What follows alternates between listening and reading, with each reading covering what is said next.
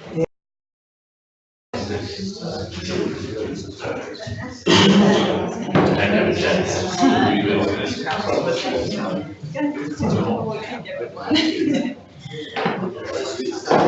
cameras are on this one,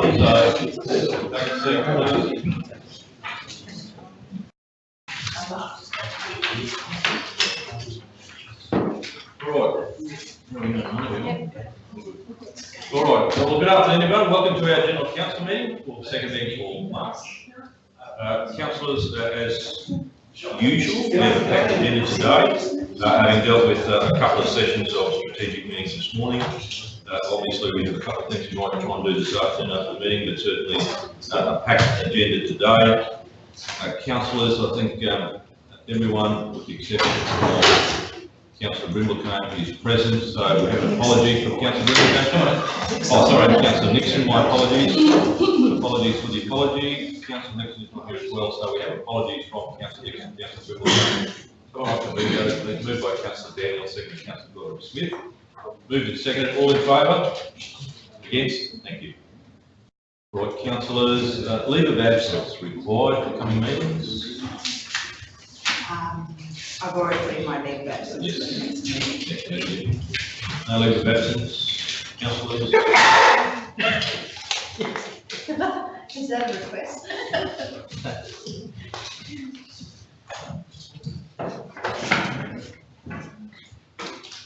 All right, councillors, as is our long tradition now, I wish to acknowledge the traditional custodians of the land on which we all meet here today, and we pay our respects to their elders past, present and emerging, and we extend that respect to all the groups and peoples of the Central Pollen region. Councillors, let's move into our agenda, the confirmation of minutes of the previous minutes. So they're on page, I can say on page 3, we go to page 20. If someone at the present wants to move those, please. Moved by Councillor Cypher, second Councillor Gordon Smith. Let's just cast your eyes over those before we adopt those. Anything in there, councillors, that's not recorded to your satisfaction?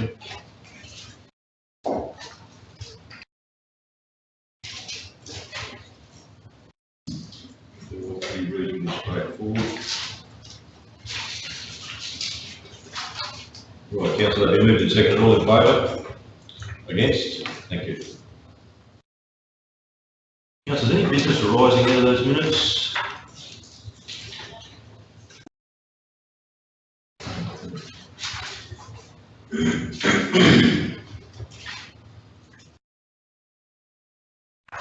Right, councillors, no business arising there that we're aware of. Councillors, review of the review of outstanding meeting actions.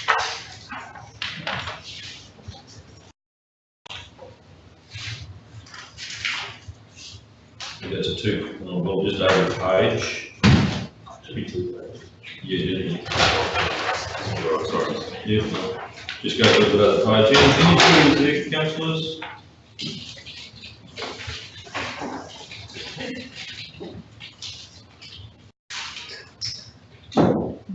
That local disaster management plan was actually reading through the LNG. That's obviously ongoing. 9. Completed.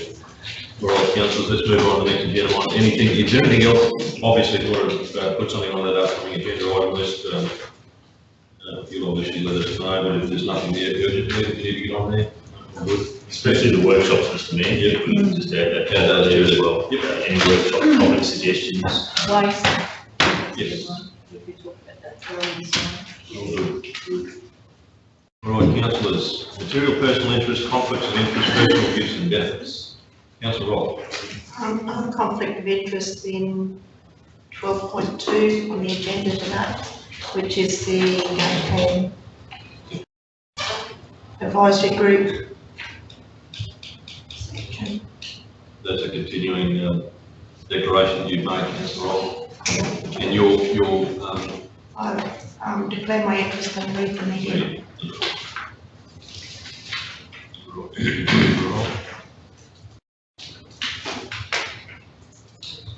I've got one interest, I just don't need to declare, I've declared the interest and had my interest register changed to include a new position I've been given, which is called I'll be what do you call it, delegate, but a commissioner with the Queensland Local Government Grants Commission, starting from last Sunday, the 24th, statutory position under the powers of the Act, Section 2033, like Government Act 2009, and be for a period of 3 years. The Commission, of course, deals with the responsibility of allocating federal government grants, or grant, known as the FAGS grant, to local government bodies throughout Queensland, and that position starts immediately. Congratulations, Paul. Congratulations. As I think Joe Shepherd, former mayor of certainly Paru, was here the other day, yes, missed it as well, so congratulations. And as I said, I think at the Australian meeting the other day, there's no greater knowledge of local government in the state of Queensland than Councillor Bell, so obviously he's experience really well, really used in the commission. Thank you, Paul. Mr. Mayor, I believe I need to declare a conflict of interest in item also 12.2 of today's agenda.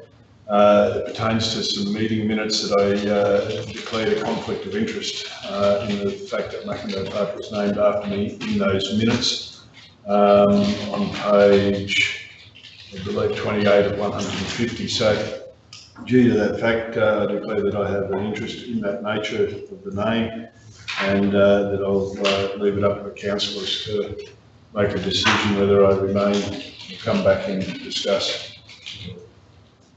Through the chair, I too declare actually I've previously declared a conflict of interest in 12.2 as chair of the Central Highland Science Centre. I'm no longer chair of the Central Highland Science Centre, but I will declare now a perceived conflict of interest as I am now employed by the Central Highland Science Centre, and I will also leave it up to council to determine whether I remain in the meeting or not. Any other, we'll make those determinations when we get to the agenda items. So, and I think these are enduring declarations that council have made, and congratulations to council for keeping that record. Obviously, we'll deal with those at the one of those agenda items. Thank you, everyone. No others? Mr. Mayor, if I could also encourage councillors to, if they get the opportunity, to appreciate that the agenda comes out typically on a Friday, which means that the material is over the weekend. But I certainly encourage those councillors, if they get an opportunity, if they could advise any declarations in advance to help streamline the process on the day with the minute recording. It's a request. If you can, it helps. You don't have to, but it'd be nice. So sorry, can I? Yeah, sorry. Thanks, Marnie. I was going to go back to the recording anyway. Yeah, no worries, thank you. Right, councillors, item 10 on the agenda is petition, I don't believe it's going to be tabled. No, Mr. Mayor. No, all good. All right, committee recommendations, we'll get into the departments. First report today is item 12.1, which is in the community section, which is budget for Nagano November. We did have obviously the opportunity of hearing from Simone Park and organisation. And Kirsten Byrne is going to tell you, she may come to the top of you, Kirsten.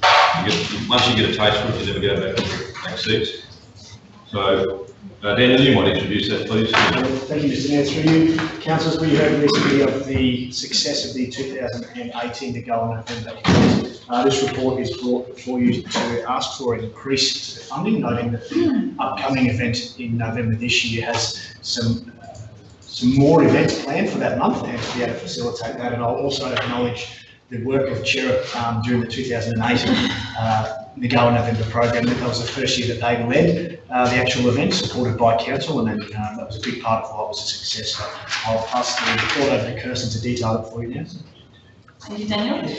Through you, Mr. Mayor. So as Daniel mentioned, this report is to seek a continuation of the NGO November event, which was first event in 2017. As we explained last year, we collaborated with CHIRP to build this event and grow it into a bigger community event day with more information and stalls for our community to learn more about different aspects of the community, including river health, animal management, and other projects that were going on with council.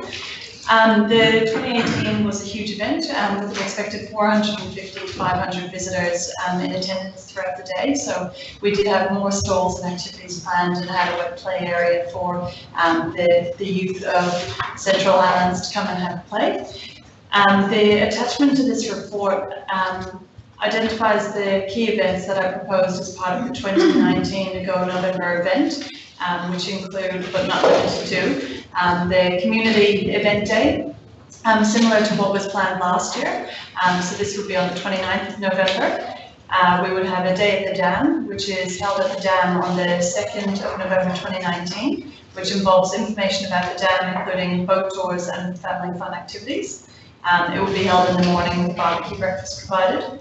The third activity will be a photography competition. So this would extend through the month of November. So we're fortunate this November 2019 we have 5 weekends, so we want to capture the most of NGO November by having events on as much as we can throughout the month. And then the last planned activity is the school's information sessions and bus tours. So this provides information sessions including information about the river and the dam, their importance to the local community and industry, and what makes them special. So the plan is up to 6 bus tours with speakers to be approached from Sunwater, Fairbairn Dam Irrigation Network, CHCGIA and Cotton Australia and CHTC as our partners over there. The proposal in that from CHIRP is $40,000 to run the event, and so the budget request of $45,000 includes ancillaries such as advertising, the successful barbecue that we often have, and then any other administrative costs for holding the event. Obviously, this is subject to the budget process for adoption of 1920, but this report is seeking confirmation of the continuation of NGO in November. So, councillors, Kirsten, can I just ask a question? Obviously, I think that's a significant amount of money for this event. We have carnivals and events here that obviously don't attract that much money. I'm not suggesting for one moment it's not a strategic importance about certainly natural resource management opportunities and education that comes with it. What are the funding arrangements that we currently have? What's their budget currently for this? For this financial year, we had a budget of $24,000, which was approved in September last year for this. So we did seek $40,000 for this for 2018, and there was a council resolution that it would be capped at that lesser amount. So we did have to cut back on activities which were proposed during November last year. So this is seeking that additional budget so that we can incorporate those other elements which I discussed previously, and I can run through the costs of those if councillors don't have it in the attachments. I think it's way too much money. We don't do this for other smaller communities, and I think it's a fantastic event. Loved it, want it, but I don't think it needs to be that much money. And through the chair, I feel the same. Like I think there's some other great,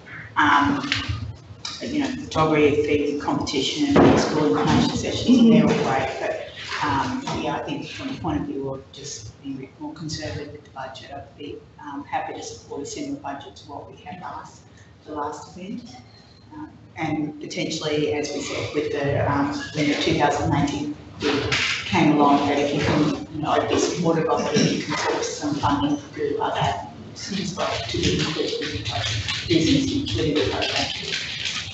And I think we just need to get our skates on a bit, maybe attracting this as a regional resource project in a way. The region has a greater interest, and I think we can probably look at maybe attracting some other funding first, and I think is what we should be doing. I think, That's- I agree, I agree. My focus would be on the community element down by the river like it has been. I think there's other nice to have, like a photography competition, you know, $3,000 for that, you know, it'd be different. We have photography competitions frequently, and it's useful to have the photos to be used for something else if we were trying to grow our bank for promotion and marketing, but there's no mention of that. But those educational type things that focus on school children and delivering educational outcomes, I don't know that that's our core business. It's a nice to have, but that is something I think we should just keep our eyes and ears open. Post-June, there may be opportunities that the state or federal government may open up to, you know, natural resource management type activities. So through, council obviously has me appointed to the FBA board, and there's Councillor Daniels and Councillor Rolfe on the Futura board. So I think we'll just sharpen our senses to see what other opportunities might exist to attract funding for those other things, like the Day at a Dam. So we used to do water watch activities and things like that that were a bit similar, but they were really supported more so by the regional and sub-regional natural resource management groups. So, yeah, I think what we're doing down there is great. Let's focus on that, and those other things. Well, I think it's a very saleable commodity now. I think people understand and realise the value that they see how good it is, and that might be a prospectus that needs to go out to some other stakeholders that might want to invest. I think we can probably pursue that. So, look, councillors, would you be happy to see that resolution change to a similar budget to last year? Yeah. So, do you want to make those words, please, Mr. Hill? It would just be $24,000. Yeah. So, once you can put that number in there, someone happy to move that? Moved by Councillor Daniel, second Councillor Cypher. So that amount is adjusted, and obviously that makes it more work for you, Kirsten, and others to go and put some other stuff together, but I'm sure that obviously the concept is very saleable. I'm sure we'll be able to do something. All right. Thank you. So we've got a movement and a second there. All in favour? Against? Thank you. Councillor Rolfe is against. Yes. 7. 6. Right. Thank you, Kirsten. 12.3 is our community grants round 1 for 2019. 12.2. 12.2. Now that we get interesting. So councillors Rolfe, Cypher and McIndoe.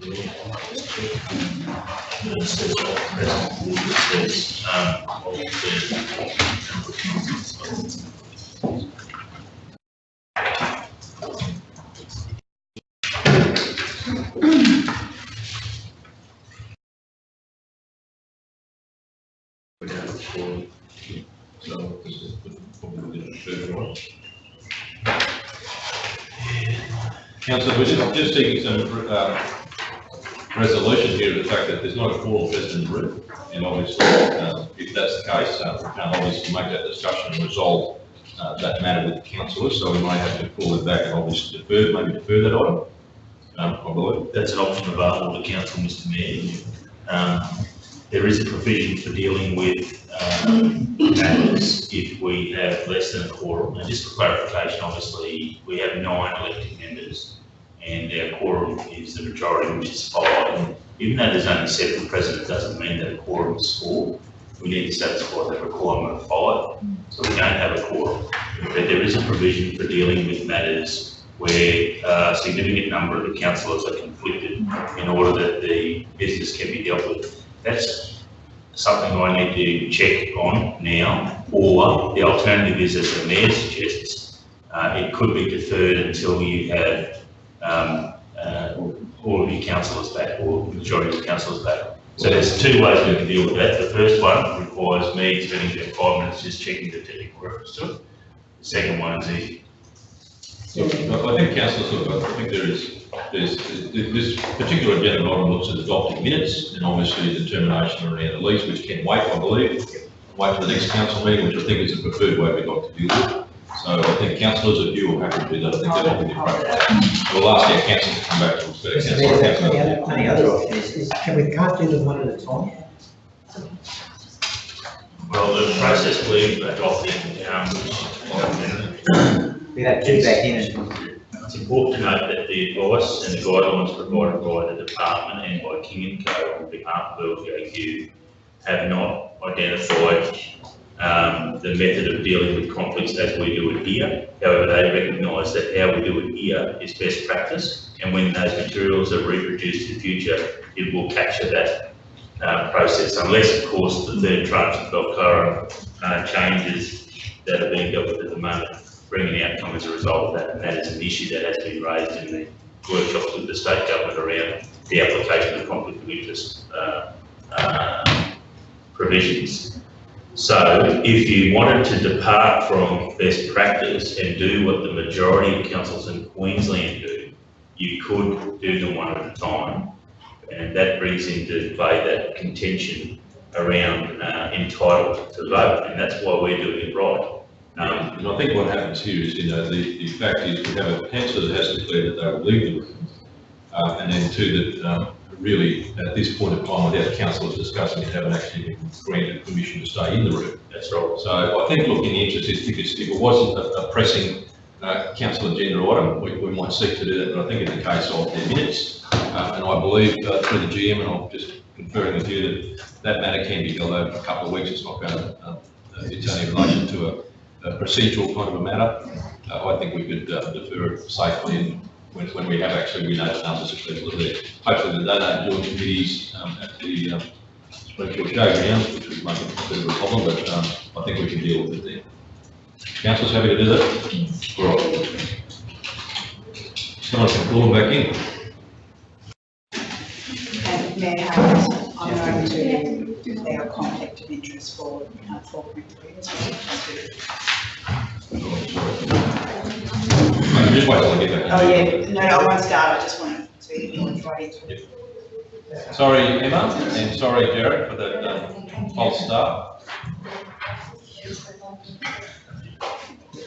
Thank you, councillors, we'll just obviously. The real thing actually Am I coming back in too? Yes, you are. Well, councillors, in our never-ending quest for learning things about the process, obviously with two councillors who actually are apologies for this meeting, by having three individual councillors declare interest in this particular matter, does not leave us with a quorum in this room to determine that. The matter that's on the agenda is in relation to adopting minutes, and certainly more of a procedural motion. So we had two options, as the CEO explained to us. One is to obviously look at a change in our best practice model that we use all of the time, and that would be to deal with councillors on an individual basis. But I think, quite frankly, we just agree that perhaps that's a bit problematic. It's not urgent. It can be dealt with at the next meeting, and I think we have the opportunity of having other councillors back here for that meeting. We can deal with it in the best practice model that we've been using, and everyone's declaration is treated equal. So thank you, councillor. So the recording of this will be that council defers the item 12.2. Correct? Yeah, and that's procedural, so you don't need to second Mr. Mayor, but you need to put it to the vote. Councillors, can I have a move that we defer that item, please? Moved by Councillor Godwin-Smith, and as the CEO explained, it's from a procedural motion, we don't need a seconder. Councillors, on that basis, councillors in favour of deferring it to the next meeting? Against? Thank you. Yeah, only deferring that, it's just a deferring one. Thank you, councillors. Right, Councillor Daniels, you had a declaration you wanted to make? Yes, Item 12.3, which is... 12.3, I'm just trying to make sure I'm doing this correctly. So I believe you'll be declaring a material personal interest on 12.3 due to the fact that I have a child that is associated with one of these organisations. I know it's a really low level thing, but I believe in the exception of things. And so declaring a material personal interest that because of their involvement and my membership of that organisation, it stands to be a benefit of the community grants, and so I will leave the meeting. You'll leave the room? Yeah. Please. For the discussion, yeah, Councillor Daniels. Right, well, we are dealing with that item now, so Councillor Daniels has declared her interest and she will leave the room. It's an interesting report, Mr. Mayor, because there's a number of organisations that will benefit from council's support there. And I just remind council that while Councillor Daniels could have dealt with her conflict in a number of different ways, she's chosen to deal with it in this particular way. She's entitled to do that. There's a lot of recipients there. I'm sure councillors have all had a look through that list. We can certainly all understand how in a smaller community, the effective was maybe not in the room if that was the case, but because we all be members of certain organisations. All right, well, look, councillors, Jim Daniel, you might lead us off again, please. Thank you, Mr. Mayor. Through you, I'll invite Suzanne and Annette down to provide the details of the organisations that have been awarded the community grants funding for round one, which is a total of $178,000 and 21 specific grant applications. So, Annette, do you want to start? Thank you, Daniel. Through the chair. The Community Grants Program offers the community the opportunity to apply for grants in 3 categories. The categories are the Community Assistance category, which is for organisations with a community focus. Their main objective being community benefit outside of sport and rec activities. The funding maximum in this area is $5,000. The second is the sport and rec grants, which is for organisations providing organised sport and recreation to the region. The maximum in this area is $5,000. And the third is titled Community Improvement Grant, which is for both community-focused and sport-focused organisations, with a focus on completing aspirations of the community, aspirations for the community. And funding in this area is maximum of $20,000. This is the first round that we've with the new category, the Community Improvement Grants category, so the $20,000 grants. And the applications in this area were really good quality. The allocated budget for the Community Grants Program this financial year is $257,500, and this is shared between the 3 categories. This round we received 40 applications, and the report presents the Community Grant Assessment Panel's recommendation to endorse 21 of the 40 applications to the total value of $178,637.19. The list nominated for endorsements is attached to the report. I'll go through some of the highlighted projects which are recommended to be included. So the Dingo State School PNC. So the project is Dingo Town Hall catering upgrade. The Dingo Town Hall is used for community events, bringing people together. The PNC allocation is to buy new kitchen items to be able to better cater at the hall, and specifically purchasing a new fridge and a deep fryer. The Capella Branch St Vincent de Paul Society, their project title was Cooler Heads. So they're looking to install air conditioning in the Capella Centre. The centre is a busy space with volunteers sorting donations, helping community members who need assistance with expenses like food. And the centre is also a safe space to stop in and have a cup of tea and a chat. The addition of the air conditioner will make the space more comfortable for the volunteers and the community who visit the space. The Springshore Jockey Club, their project is to replace the boundary fence. Racing Queensland did a facilities audit last year and noted that the boundary fence needs to be replaced for compliance. And the final highlight that I'm going to go through is the Emerald Show Society. So their project name was Grandstands for Grand Events, which is a bit of a fun title. They're purchasing portable grandstands to be used by the 10 user groups of the facility.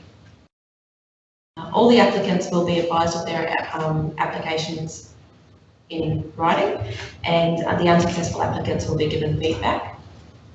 The Community Grants Assessment Panel recommendation for the 21 applicants to be endorsed is included in the report. And are there any questions? No. Deputy Allen, you want to make any comments? I guess? Once again, a big thanks to Annette for leading us through such an awesome process. The Community Grants Assessment Panel, as you all know, is made up of council staff, councillors and members of the community. And it is a really, it's a wonderful thing to be a part of because well, as you can see, the standard of the applications was really high, and we've been able to support some really fabulous community projects that will really make a difference. And whilst we couldn't fund them all, I think the way that Annette structures the process, and which is obviously supported by council, means that we're able to support the best possible applications, and really, yeah, really proud to have been part of it. It was, yeah, once again, it's good to know what the needs are in the community, and that changes from time to time. So, yeah, no, put these to you, and hopefully there's no issues there. As Anne said, any other questions on any of those? Well, and obviously there's a lot of applications, so the awareness of it is good still, and we're obviously marketing it well. So. All right. So the recommendation is that councillors that we endorsed the Community Grants Program Assessment Panel recommendations, and those 21 applications listed in that table to around 1 or 2,000. So how do you move those? Moved by Councillor Roll, seconded by Councillor McIntyre. Moved and seconded, all in favour? Against? Thank you. So Councillor Daniels can come back in now.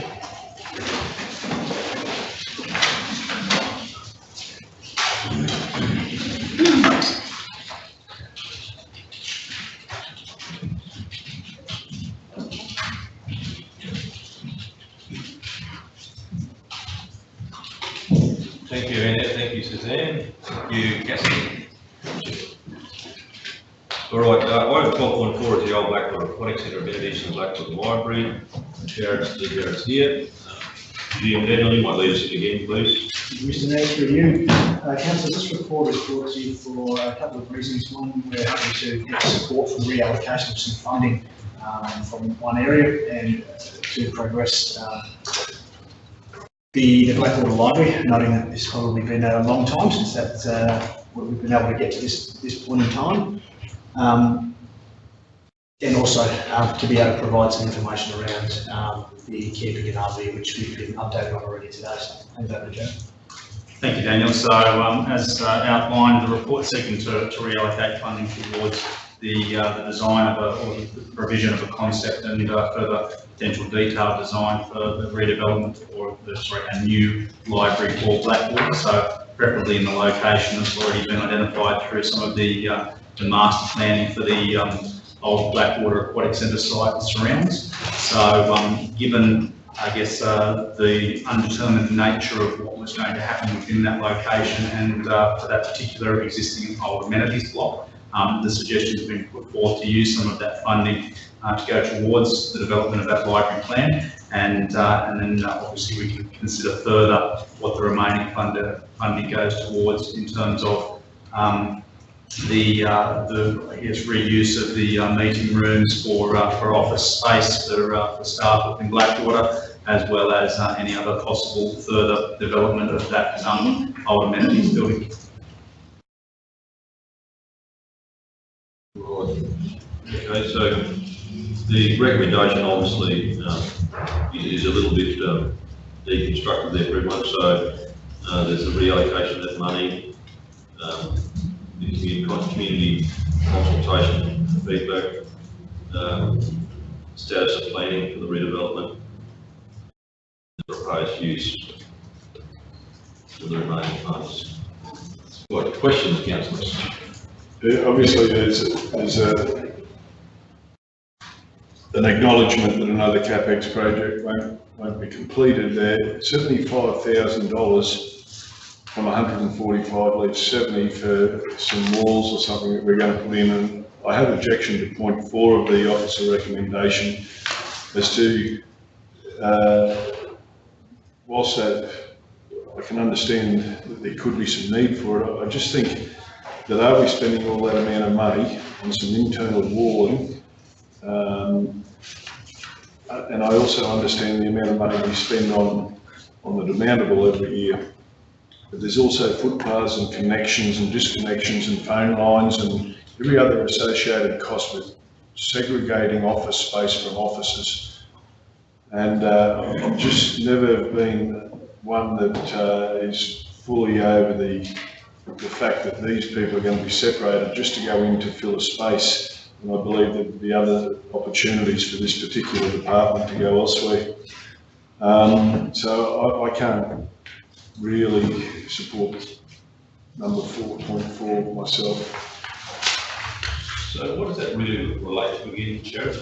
So, Mr Mayor, there are two offices at the northern end of the old amenities building, or two spaces, if you will. So the proposal is to convert one of those into an office area or to a workstation area. So just picking up on one of the points that Councillor McIndoe made, there's going to be no structural work in terms of walls or anything like that. We're talking about an open office space and putting in dark points and things like that to accommodate that potential move. And the other room just being converted into a meeting room, so an appropriate table and some chairs. So, so not looking to do any structural works as such, rather low cost in terms of moving staff out of the existing DOMA so that can get provided back to the hire company.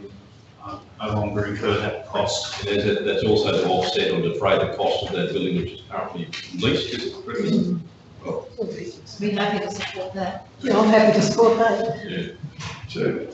So again, are we going to be spending, we're saying that we're going to spend $70,000 on no refurb, but put in some digitalisation.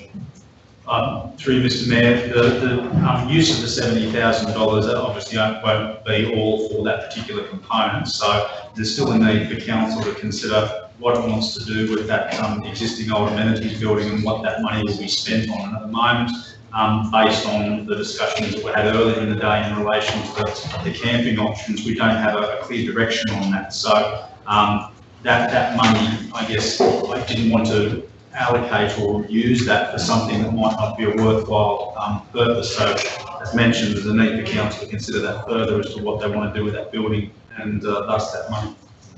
I think that building costs about $12,000 a year. It's been there for about 9 or 10 years, it's 11 years, isn't it? So it's obviously an opportunity to do that. And I guess it's established a bit more of appropriate staffing in the end of that other building.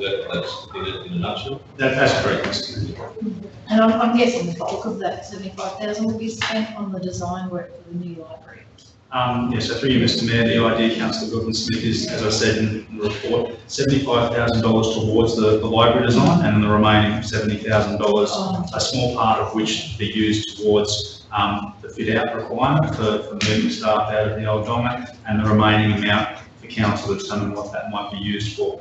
And again, picking up on further comments made earlier in the day, some of that money could be allocated towards, say, the beginning of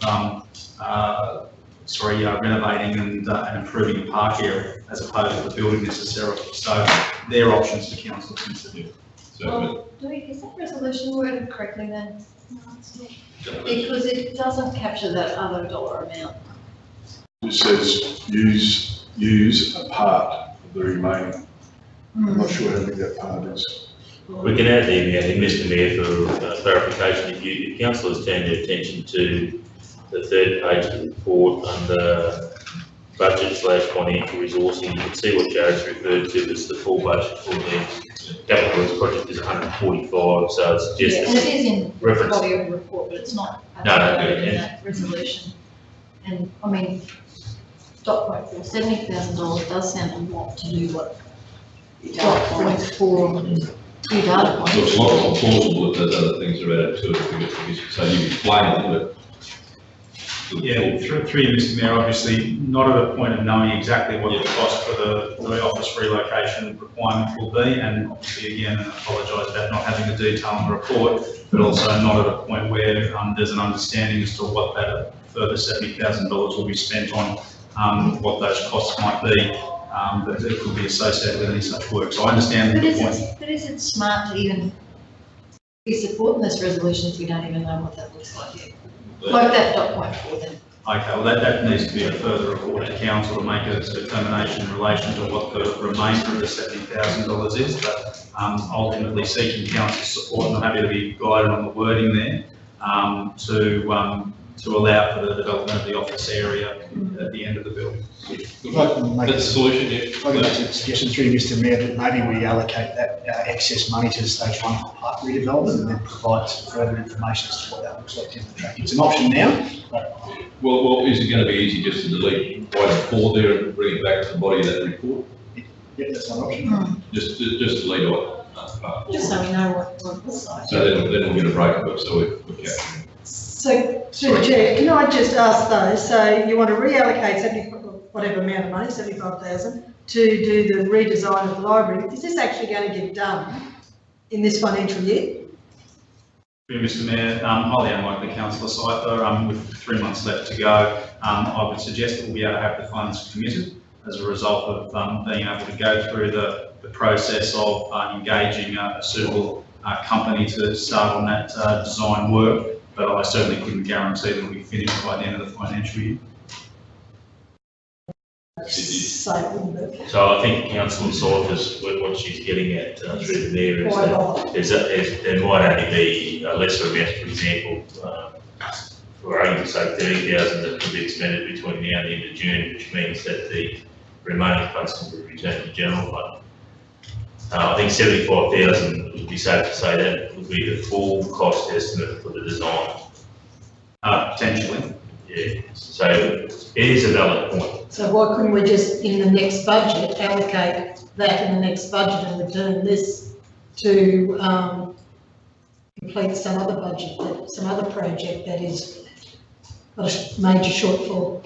If you like, council, as a way to move forward, you might be able to change that wording to endorse the reallocation of an appropriate sum for that to occur, and then clarification provided at budget review 3. And that way you know exactly, it might only be that Jared needs $25,000 to do what needs to be done this financial year. Not wanting to confuse the matter, but that's the issue, is that will only be a certain amount achieved between now and June 30. And your budget amendment needs to recognise the value of what that looks like. So could you use that work order item number, as say part of work order item number? As a reference?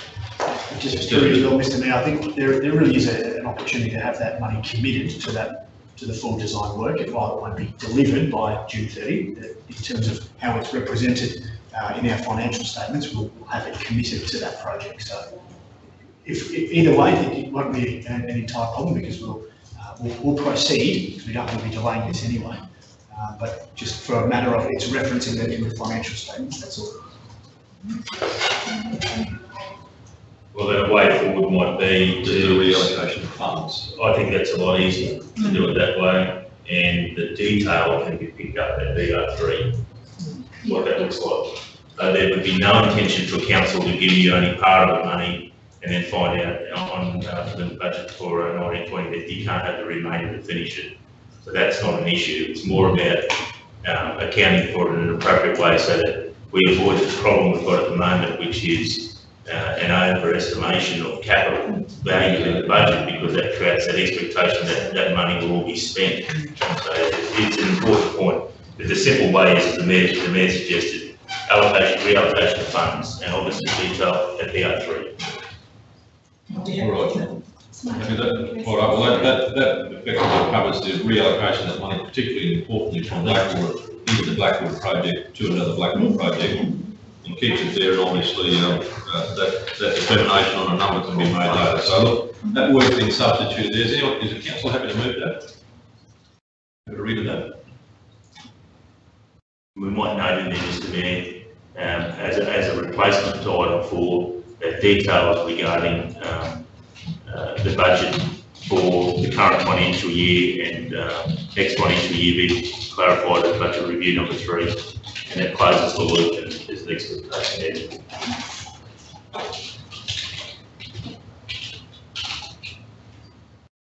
Details regarding the project budget for 2018-19 will be provided during the budget review 3 process, something to that effect.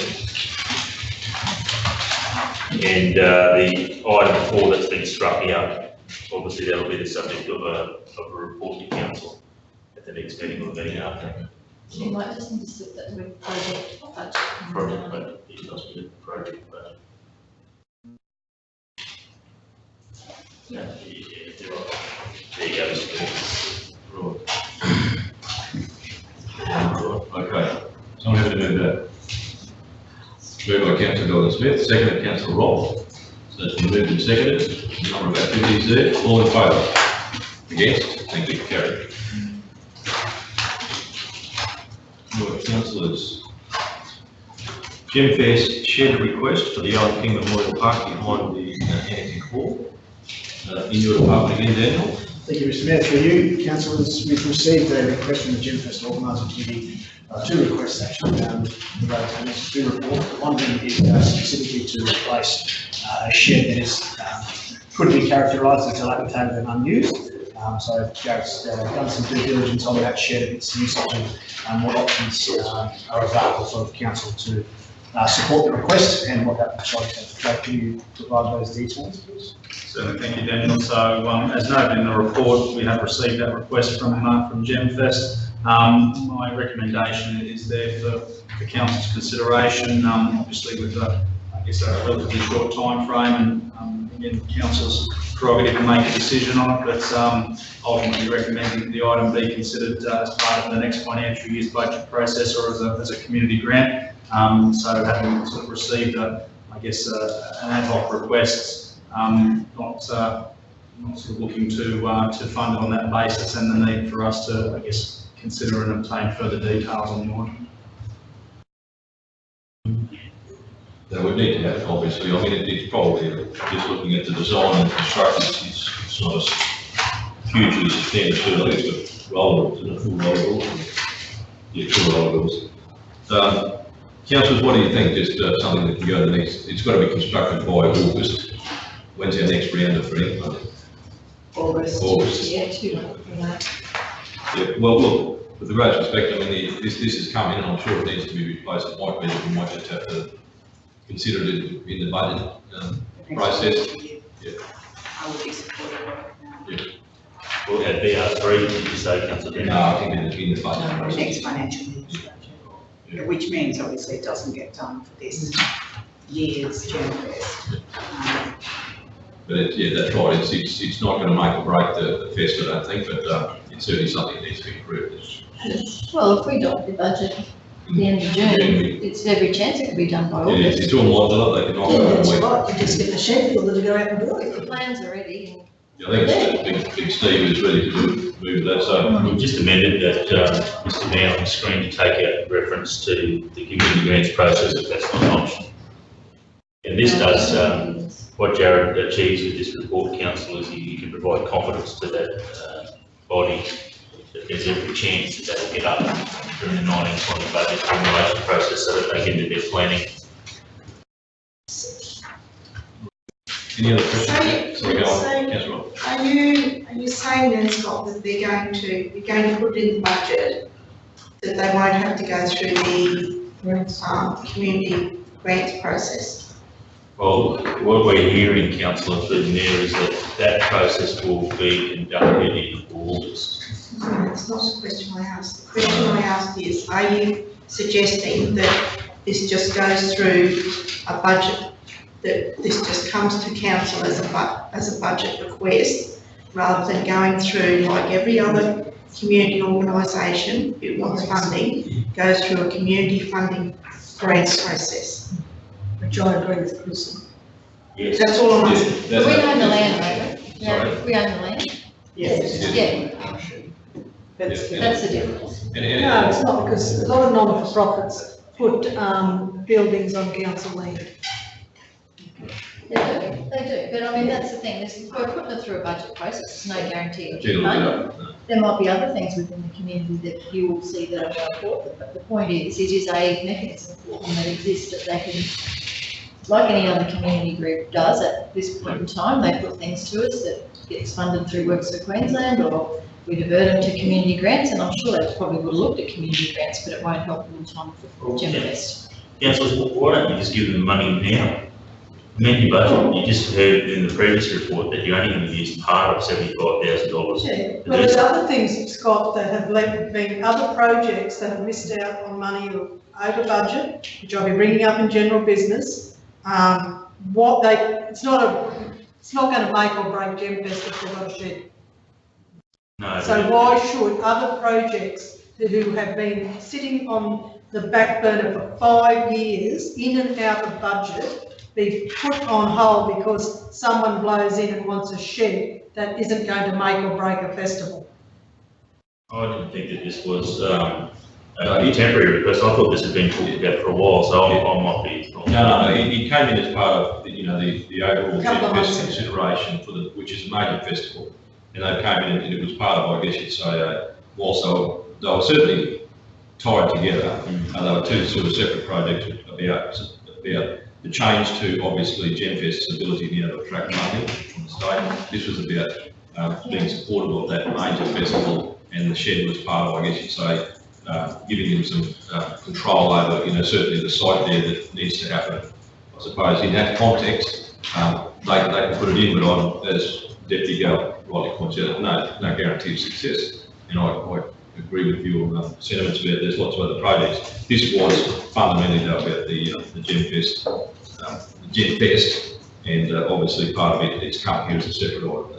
And Mr. we've restored that officer's recommendation, so it's back to what it was, and that might give peace to the councillors who would prefer that it go down the community grants process route. And just so you know, it opens the community grants mid-July and closes on the 31st of August. Applicants are notified in September. Yeah, so It won't help them this year, but it's still, if it does get out the budget process, that's still an option. Actually, fun, yep. All right, well, that's fair enough. All right, so I'm happy to move that. All right, go, move by Councillor Cypher, seconded. Councillor Daniels. So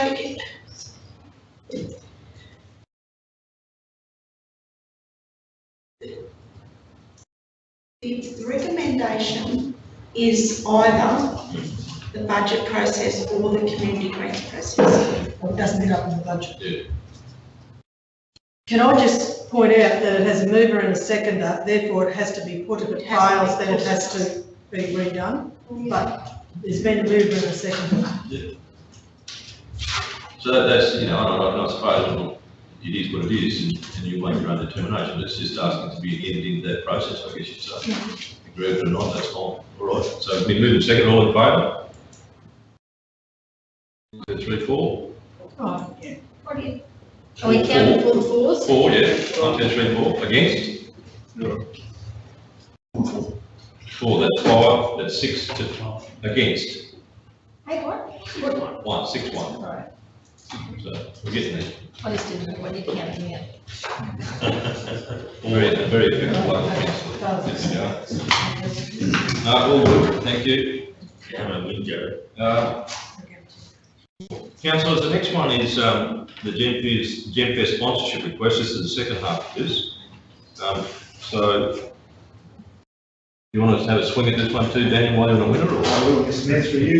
So, as the Mayor mentioned, councillors, this is the second part to that same request from the GemFest Organising Committee, and I will just initially draw your attention to the third paragraph, which says the request from the GemFest Committee is for council to consider increasing the previous amount of $6,000 to wholly cover the cost of the event coordinator position, totaling $25,500. That's incorrect, so I apologise for that. It's actually going to fund the, if you look on the page 60, the 3 specific events there, the participation of Gina Jeffries in the events, the Artisan Traders and the Sapphire Gemfields Art and Media Production. So that's what the $25,500 platinum sponsorship proposal from the GemFest Organising Committee Council will fund.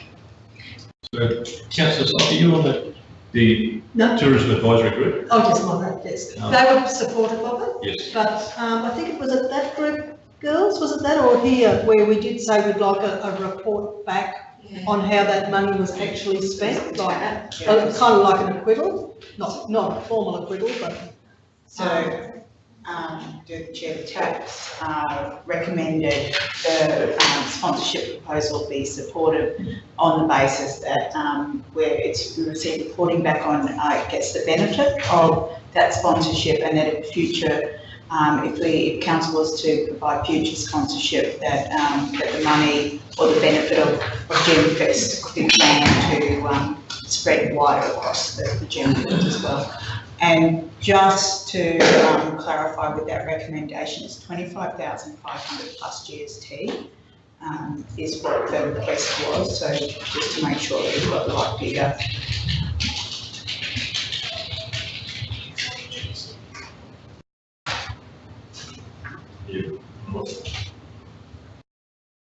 I think as we said, it was referred to the tourism advisory group. And obviously that's obviously support that. Any other questions, councillors? Is that, councillor? That was what I was going to. And that's enough information there, they've broken up there where they're going to break it up and spend it? Yes. I'm happy to move that there. Just moved by councillor Roth. Seconded, councillor Syed. All right, been moved and seconded, all in favour? Against? Thank you. Now, back to normal transmission, unanimous, thank you. All right. Councillors, Central Highlands Parks and Sports Grounds irrigation reductions. So that passed. That's item 12.7. Daniel, you're away again. Well, thank you, Mr. Mayor. Through you, councillors, this report was requested to provide an update on what specifically the Parks and Gardens team have been doing with certain parks around the reduction or elimination of watering of those areas. So Jared and the team have put together the information there which identifies the parks, the particular irrigation schemes and what type of reduction or elimination of watering is happening to those areas. So it is an information report. And I'll let Jared break down the details for you and happy to take any questions. Thank you, Daniel. So, councillors, obviously before you, a list of our parks and sports grounds, and giving some information in relation to the amount of irrigation that's occurring within those areas, or where we have reduced or shut off in order to save water as a result of level 2 water restrictions. I guess beg your indulgence in relation to some of the details. It's still a moving feast in relation to making sure that we have accuracy there, but I've certainly tried to give you as much information as I possibly could in relation to the timings, be it days, be it hours, and a very, very rough percentage of reduction as to where we're sitting at the moment. But it is, as I said, something that we'll continue to refine as we move into the current water restrictions. Through you, Mr. Mayor, just to provide some addition there and to sum up, the approximate total percentage of water savings is around 70 to 80% across the region from water usage before any action was taken within the Parks and Gardens team to reduce any time. Councillors, given that discussion this morning, did you want to, this is obviously for noting, but obviously there could be I guess you'd say some sort of other activity, and as you said, a moving set of information in respect to this. I guess, councillors, did you have any questions about the actual use? Yeah, councillor Roth. Comment, please, Jared. There was in the information this morning, there was comment about going through sprinklers. So I'm imagining that's pop-up sprinklers on timer systems on sports fields that are. So maybe some communication about, you know, you've got to turn off your timers and actually go and sprinkle when you're allowed to, and that sort of thing, to save water. Because I know that it's also been we've seen it in Springshaw where a sprinkler is just left on its timer and it's water running down the gutter. Yeah, we don't need that sort of stuff in. So I think that sort of thing needs to be communicated to groups. Through you, Mr. Mayor, certainly Councillor Rolfe. If we again, the message has been put very clearly to our supervisors and coordinators in relation to the need for us to adhere to our own timings. Unfortunately, on occasion that might not be occurring, so we're more than receptive to getting that feedback if anything has slipped through the net to ensure that that's correct. Do Through the chair, and what about leaks? Have you done an audit on any leaks or drippers that might be on trees that are no longer there and that, so that we can make sure that we're actually being efficient? To the best of my knowledge, through Mr Mayor, our staff are conscious of that and have been looking at it. I can't give you, Councillor Daniels, an accurate answer in relation to the amount of scrutiny that our officers have provided, but I do know they are very conscious of the need for us to save water and are certainly looking at areas where there might be any thing that hasn't been addressed or wastage. So as a general matter of them going about their daily business, if they do see that there's a leak occurring or that things are not as efficient as what they should be, they are making those attempts to rectify those issues. As councillors, through the chair, just also drawing your attention to something I mentioned this morning, but it's contained here on page 63, actions being taken. So there's the intent to roll out signage on all our parks and active playing fields that will be watered. So there's an active project in that space. Obviously the messaging through our social media and website. Jeffrey Kavanagh mentioned this morning, we have now rocked in monthly reporting on actual consumption for parks and gardens and active playing fields. And there was a request from me as well along the lines of audit, making sure what investment we need to do into these irrigation systems to make sure that we get that efficiency and don't have leaks. So actually, on the actions that you were just talking about, how many high priority parks have we got in Emerald and across the areas that have got water restrictions? It's not every park, I'm assuming it's high priority parks. Because I know as a homeowner, and if I was living in town, I would consider the most highest priority would be my own personal garden. But how many priority parks, do we know that? Through Mr Mayor, I think in the report, the detail within the spreadsheet shows which locations are still receiving irrigation and which are not. So admittedly, on my screen, I don't have it large enough to be able to read, so I do apologise, I can't pull it out directly. But I hope before you, in your own system, you'll have the ability to have a look at that. I'll be more than happy to go into that at some other stage if you'd like, Councillor, to understand.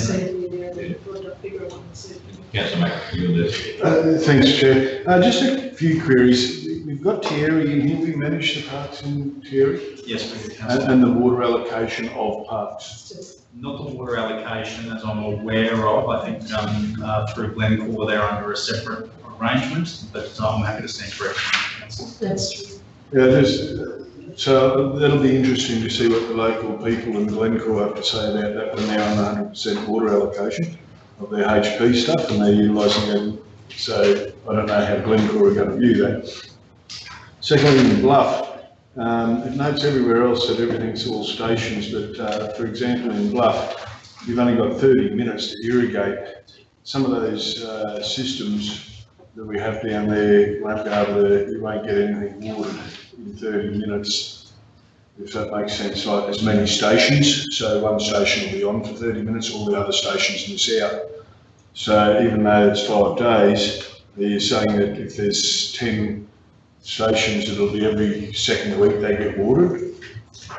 Through Mr Mayor, I need to scrutinise some of the detail there, Councillor McIndoe, just to make sure it's accurate. So you're rightly pointing out that yes, it might not provide, based on the details, there's sufficient time to run through the entire system or the number of stations there, so it could be an error on our part. Well, I just want to finish, Mr Mayor, with saying thank you very much. The information here is a very good sound or starting board, and certainly if you've got a couple of minutes up your sleeve, if you can extend that, what that would like at a level 3 going forward, so that it would assist the Game Plan Advisory Committee and also put some leverage on our drought management plan, because I think there is some good content in that report. Thank you. It's a small matter, but not a small matter, but it's only one line. I'm just looking at the breakup of it, and it says linear park.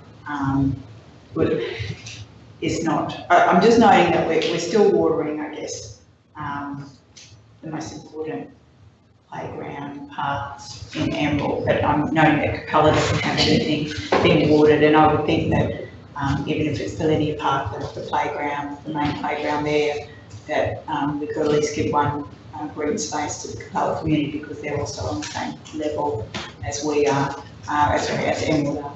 It is as well. Yeah, prompts me to ask through the mayor, I might be wrong, but I recall that when we did the open space and recreation plan with the strategic land use planner Alexis Elwood some time back, if we went to a couple of putting the hierarchy in, and that might be able to be used to say, you know, that's a category A, B, C response or something like that, because I think we worked out which were the main parts in each community.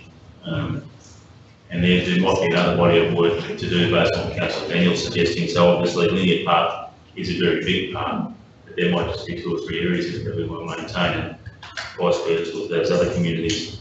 But I'm not too sure we've taken that body of work to another level, but I think that hierarchy exists anyway. That'd be a good guide.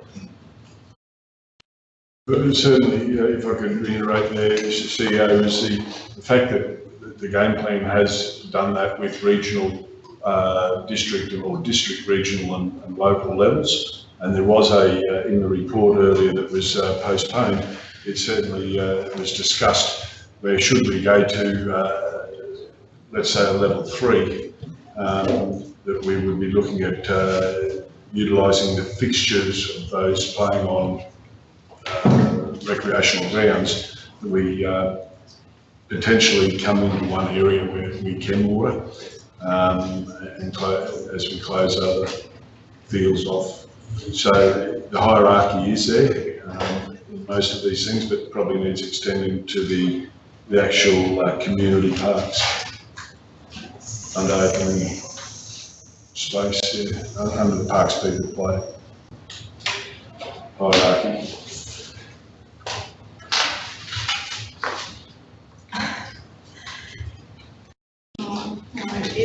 For another day, so I have questions about that for communities that have, that use all water and are able to water ovals and arenas separately. So why would we go to a hierarchy position and have all players from other communities coming to Emerald to play sport? That doesn't. We'll have to go to those areas that have balls. So then that doesn't work on your regional hierarchy. Yes. No, we'll just have to do, I mean, that's what you have to do. That's right. But is that a conversation for today? I'm sorry, Mayor, if you want to move on this, but I think that's a conversation that we really need to have about. Well, I think that's what you're alluding to with the Council McIntyre with there's a game plan, and obviously if you go to level 3, then where we do actually start to go where there's water. That's right. You know, for example, in Blackwater, you know, 1 field instead of 5. The likes of Emerald instead of 5 back into 1. And all fixture competition is played on 1. And this is not necessarily all about just levels, it's about actually how we're using our water in our parks and gardens. Yes. All right. Well, look, council, that's obviously an update, as Councillor McIntyre said, Jared, I appreciate very much the detail. Does someone have any move that report? Move by Councillor Ross, second. Where I go. Second, Councillor Sycamore. The Central Highlands Legal Council received a report noting the reductions in irrigation activities. All in favour? Against? Thank you. Legal Secretary. Right, thank you very much, Jared. Thank you. Thank you, Jared. All right, councillors, moving across to corporate services. Our new General Manager for Corporate Services, Margaret Gadd, is here to lead us into the first report, there 13.1, which is the Queensland Disaster Resilience Funding Program. Thanks, Margaret. Thank you, Mr. Mayor. Fellow councillors, The report before you highlights the Queensland Reconstruction Authority's administering the Disaster Resilience Fund program, which has a funding pool of approximately $38 million over a 4-year period. And the report before you is putting forward a list of projects totaling 6 that we are seeking your endorsement for us to put forward for this funding round. As you can see there, I asked also the General Manager of Infrastructure and Utilities to make any additional comments here on the justification for these projects that are being put forward. But as you can see here, they are all around helping Queensland communities be better prepared for disasters. So taking you through from 1 down to 6, an all hazards focused disaster risk management study, a regional community safety education trailer, regional disaster bedding supply, the Bluff mitigation concept feasibility study, a flood warning network asset management plan, and the Capricorn Highway Doringa to Emerald, Coonawarra Road to Opal Street flood immunity, traffic capacity and safety upgrade project, the business case only. So on page 3 of the report, councillors, it actually takes us through the percentage of the subsidy. So for projects 1 to 5, the percentage subsidy is 50% each. But if I can highlight your focus to the 6th one, which is the Capricorn Highway project, that is a 3-way funded project, and it requires a subsidy of 60% of 1.5 million, with council contribution up to 20%, which equates to around 500,000. And also the Department of Transport and Main Roads contribution of 20% to 500,000. So I believe that there are some conditions associated with that if we don't receive the funding, then the Department of Transport and Main Roads will not co-contribute that amount.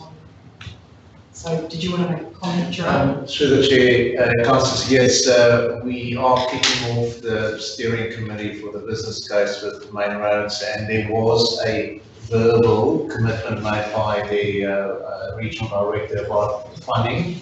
We have no idea what it is at this stage. So on the basis of what we've got there, we're just saying if everything aligns, we would aspire to getting that type of split in terms of funding. I don't know if I'm overstepping the mark here, but it is definitely probably the best scenario of getting funding if you know there's more than one agency involved. Any questions? Yeah, just about the bedding supply one. It sounds like a lot of beds, and I'm just wondering where we're going to store them if we were successful. Well, I do have a little bit of knowledge about this, unfortunately. At our last LDMG meeting, our disaster coordinator, Glenn Bell, respectfully suggested that the emergency bedding that he's had obviously keeps here in stores on a regional basis. They have an expiry date. They're those rubbery latex material. They're in a pretty poor state, so it's more a case of renewing that supply. So in terms of the time, the timing of just replacement, he's obviously recommended that we have that bedding supply. I know it's a little bit of an irony around flooding we've been talking about today, but obviously at some point he just needs to have that in stock and loose. Yeah, how many beds would that buy just then? Good question. That's something we don't know. It's regional, so you have to think that we're looking at 1,000 or 2,000. But we don't provide all the bedding if you evacuation. Like last flood, they were evacuated to the Ag College people, and they used all that accommodation. And I thought the Red Cross provided quite a bit of bedding. No, under our emergency plans, we actually had a couple of sites located where we did have to provide the bedding in some big public spaces. But I mean, even if the town hall, you wouldn't fit a couple of thousand bodies lying back to back. I don't know exactly how many beds there's there, but this is, I would have to check it out. I just think that. Yes, yes, it's for 300 beds. How many? 300. 300 beds. Good number. Seems. So I just wonder if the old ones are expired, I hope they're not going to lock lease before June. Well, after July 1, because we'll be paying big fees for disposing of those. Can you read? Can you find new homes for those beds that don't require going to a landfill? Well, I'm sorry that he didn't provide photographic evidence of these particular beds, but that's 300 beds, which I think is about. Oh, here he is. I was listening to you. Well, that's one way to smoke you out. Where's that old beds going to live? Okay, so we currently hold, through you, Mr. Chair, on the bed supply, we currently hold 300 beds. Okay, the 300 beds there are there for immediate response. The backup bedding can take up to 72 hours to get, and the last time we ordered 3,000 temporary beds to come in. So this gives us an immediate response to the early evacuation zone. So what we've had is airbags in the past. They actually have their own inherent issues. So what we're looking at is stretchers. They're an aluminium frame stretcher with a canvas on them, approximately 20 years used by date on them. Also allows additional space within an evacuation centre. So they've actually got stuff to put underneath it and so forth. So that's what do we actually have now? 300. Yeah, but what are they? They're airbags. And they're the ones that are going to go to landfill. They've perished. We've tried them over the last few months. Before June 30 to get out. So that's the reason that's gone in there, is just to restock our stocks. So that's just 20,000. So how many of these, we've only, like, they'll only fund one of these projects? Like, I mean, we put them all in the bucket, but likely the possibility of how many of these projects will actually get up? Will you get them all up though? You reckon you get all these projects up, or? On the natural disaster resilience funding, as long as it meets the criteria for that funding, they will be met on merit and then put through the competitive arrangements. If we put an argument forward on them, we have that option to have all 6 or no. It's the reality of the game. You reckon you could get all 6 up? Sorry, Through the chair, so do we have, did you take it off me? No, Okay. Sorry. Seeing that Glenn's here, he'll be able to answer, I'm hoping, is our people on hand at the moment have the ability to train in the item number 2. So we have the resources, the time, and the allocated budget to deliver education on safety. Who are we delivering to? Community. So what we're looking at is at the moment we store equipment everywhere, TVs, all sorts of things. We're looking at setting up a trailer that can go right through the region. SES or whatever community groups can deliver the training will all be set in one place. At the moment, they pull it out of a shed, they try and do it wherever they do it, they pull it down, gets thrown in a corner, we lose half the documents. This can be purpose-built for community education. So what's going to stop them throwing the trailer in the corner? Because it will be managed by us.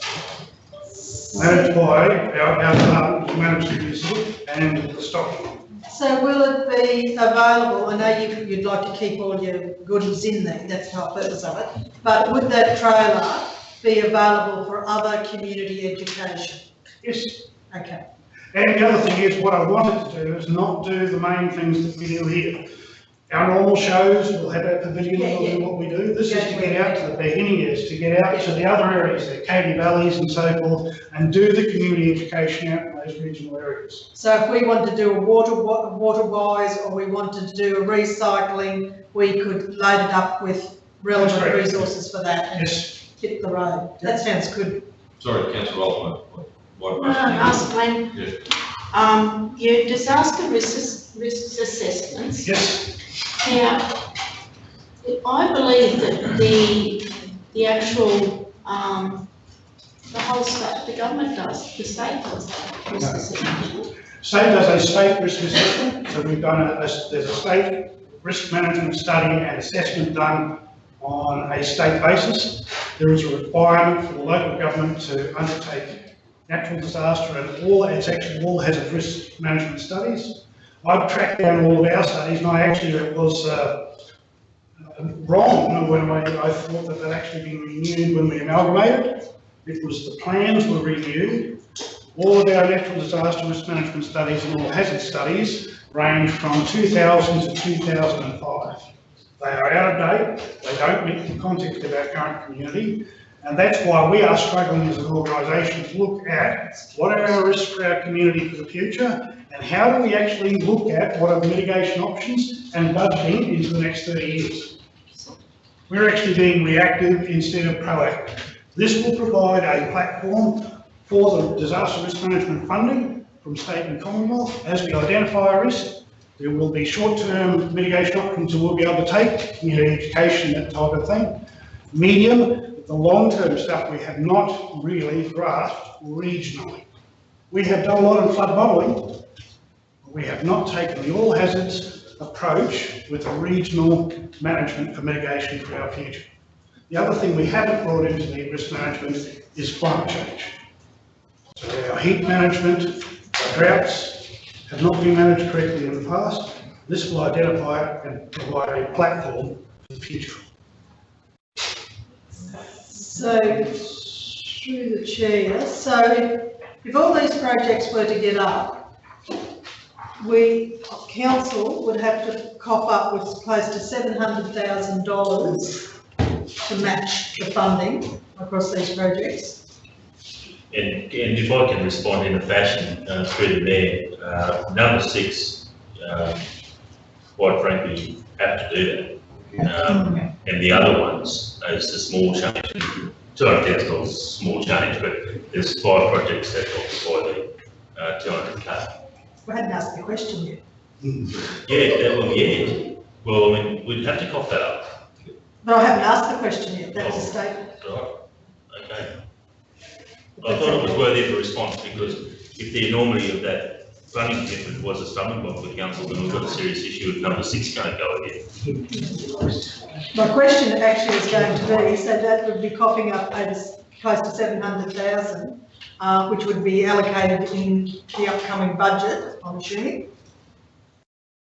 I hope there is no other budget requests from you in that budget.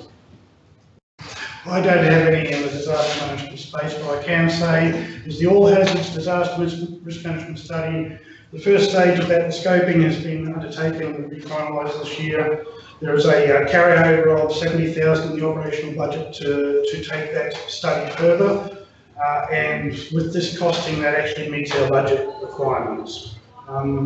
What happened with that was that when we went into the risk management study and found out we had to incorporate the climate change component, the costs blew out, so we held it back this year and are running a scope to actually tender out on.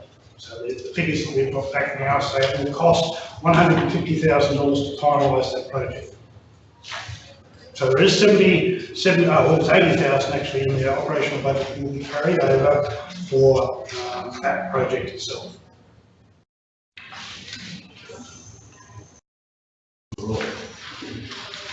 Any other questions? Right, thank you, Glenn. Thank you for watching the live streaming as well. Councillors, that recommendation is there that we endorse those following applications, so number 1 to 6. Someone happy to move that? Deputy Gard, moved by Deputy Gard, seconded Councillor McIntyre. So that's for those numbers there, 1 to 6. Moved and seconded, all in favour? Against? Thank you. Carried.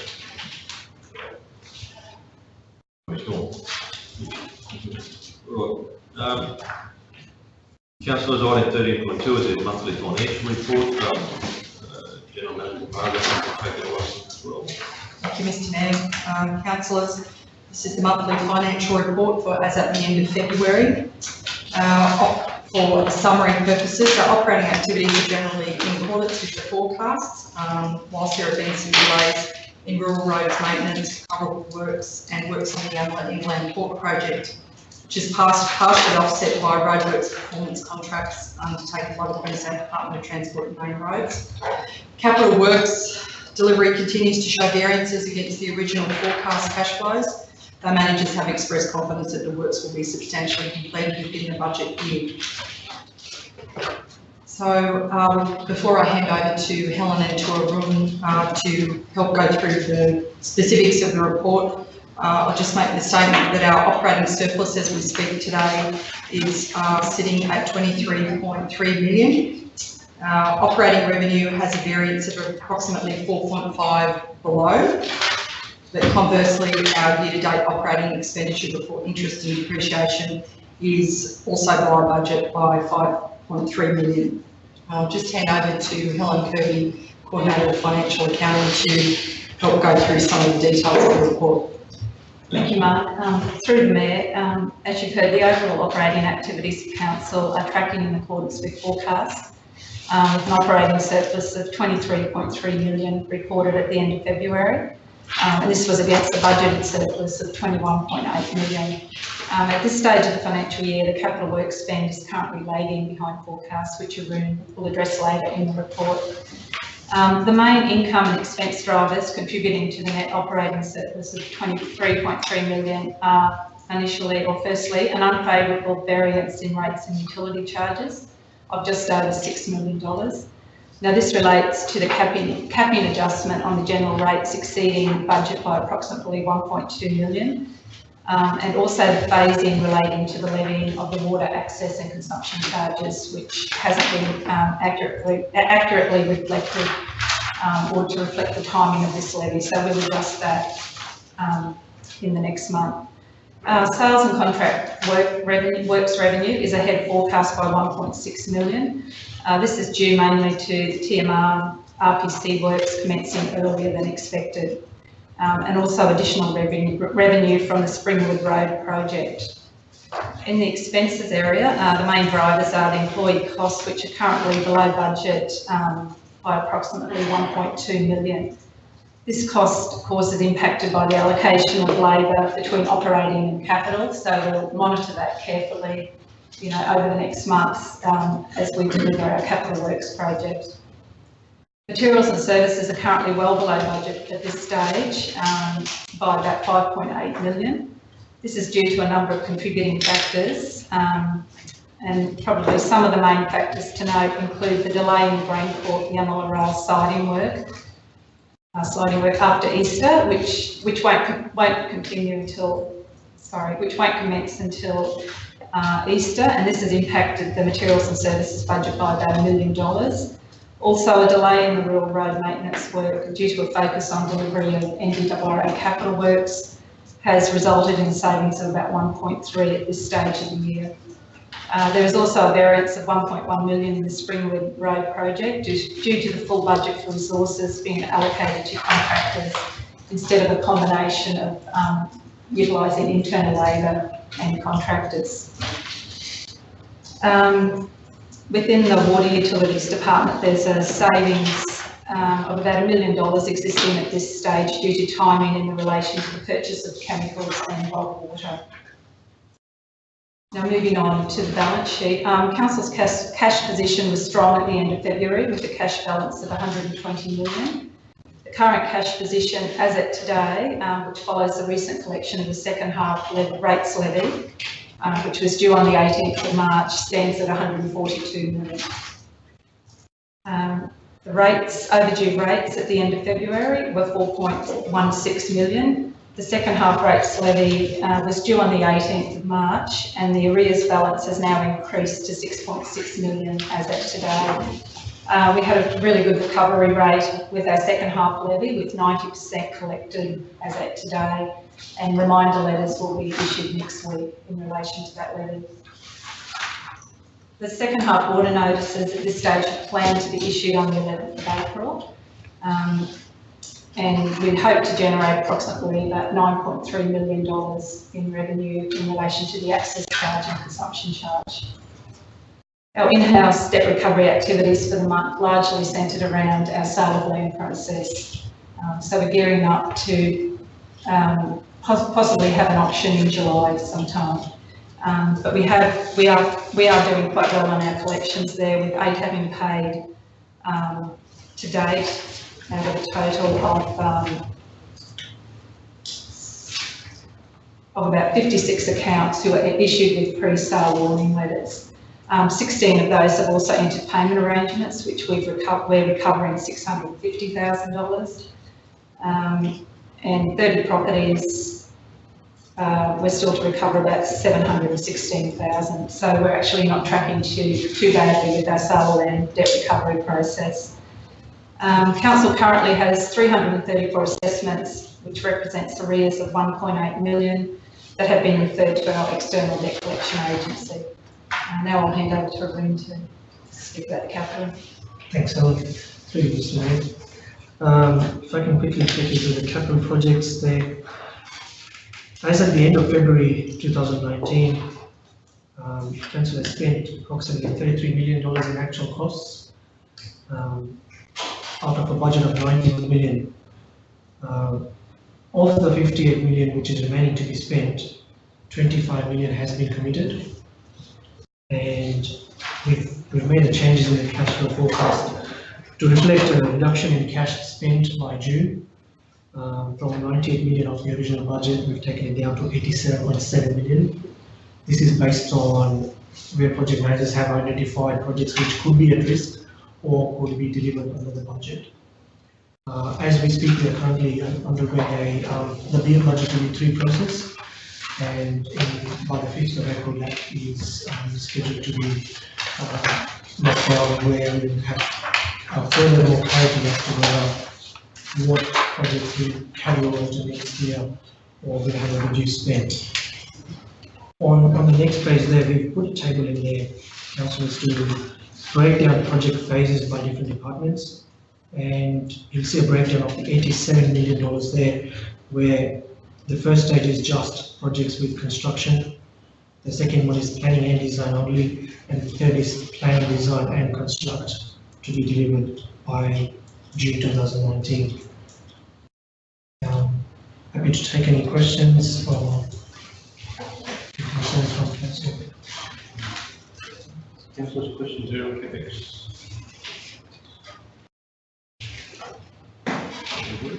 Start with the positive. Yep. 4.16, I think, from memory, the rates arrears up until a little bit ago, now extended to 6.2 or whatever. But that is a fall from where we were and a reduction. I'd just like to acknowledge everyone involved in the rates department in getting that figure down. I know it's escalated by 50% in the last little bit, but I'm sure you'll have that under control shortly. The general trend is in the downward spiral, and that's a very pleasing effort, and I'm not sure whether that's a result of splitting the rates, yet to be probably, just, unless you can verify if that's assisted or not. Councillor McIndoe, yes, we have noticed an increase in the recovery eventually, and that may be because we have split the bill, so it has eased cash flow on ratepayers, but we're yet to really assess the impact of that at this stage. Thank you.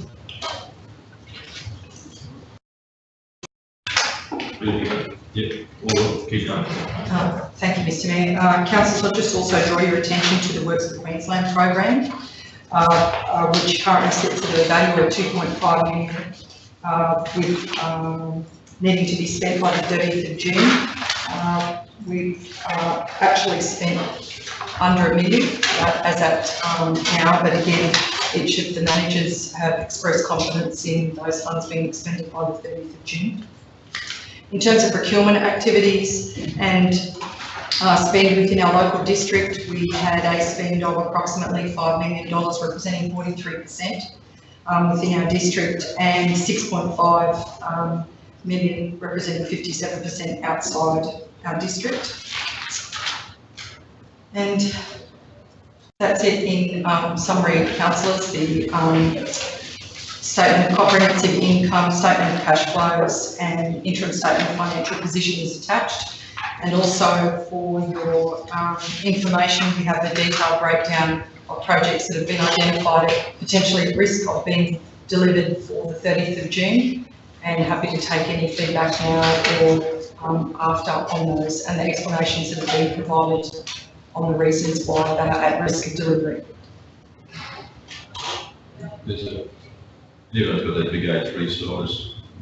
Yeah.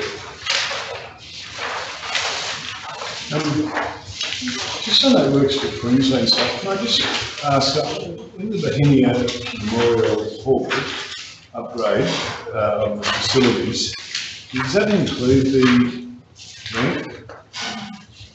With the what? The ramp? Any of Royal, that's Springfield. Okay, then there's the Henia one. Yeah, any stables. Might have been in the last round, was it? That's the Henia one, I think.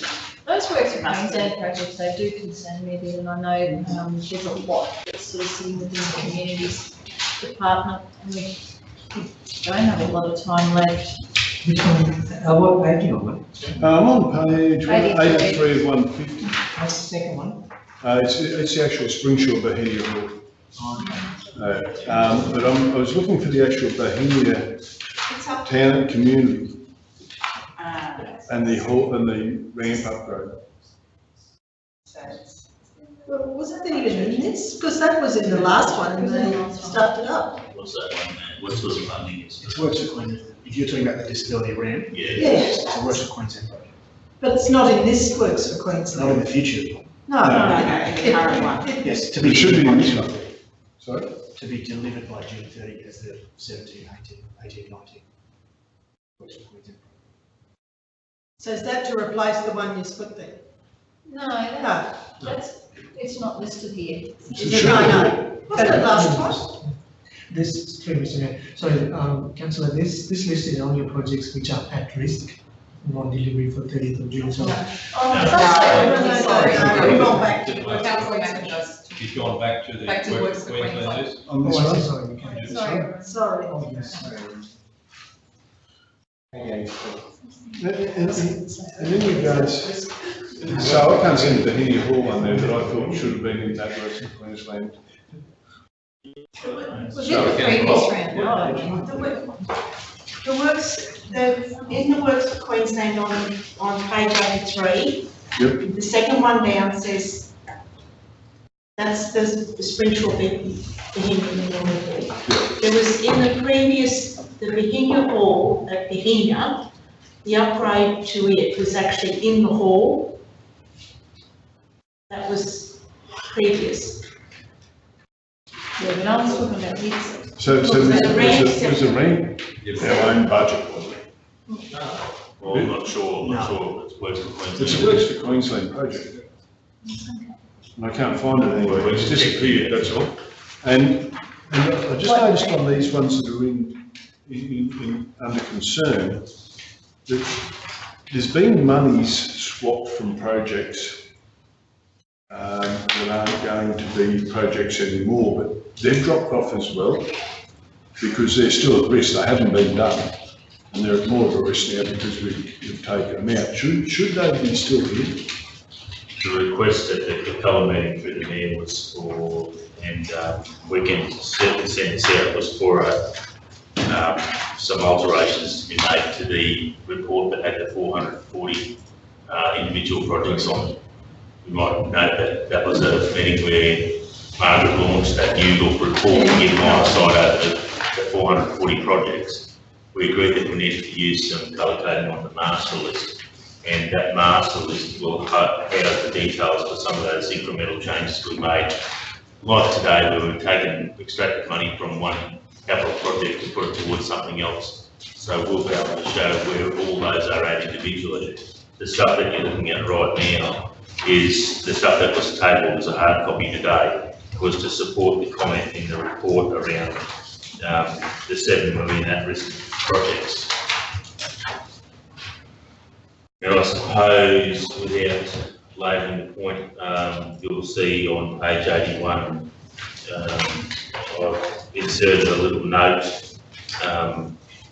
which is just recognising that there needs to be some intervention in order to widen the chance of getting done what can reasonably be done in this current financial year, but more importantly, to forward plan the projects proposed for 1920, because as soon as we get an indication, and some of those we'll know quite confidently you will want in the 1920 budget, but certainly once we get through the next 1 or 2 budget meetings, we'll have a good indication of what's going to get support in the 1920 budget.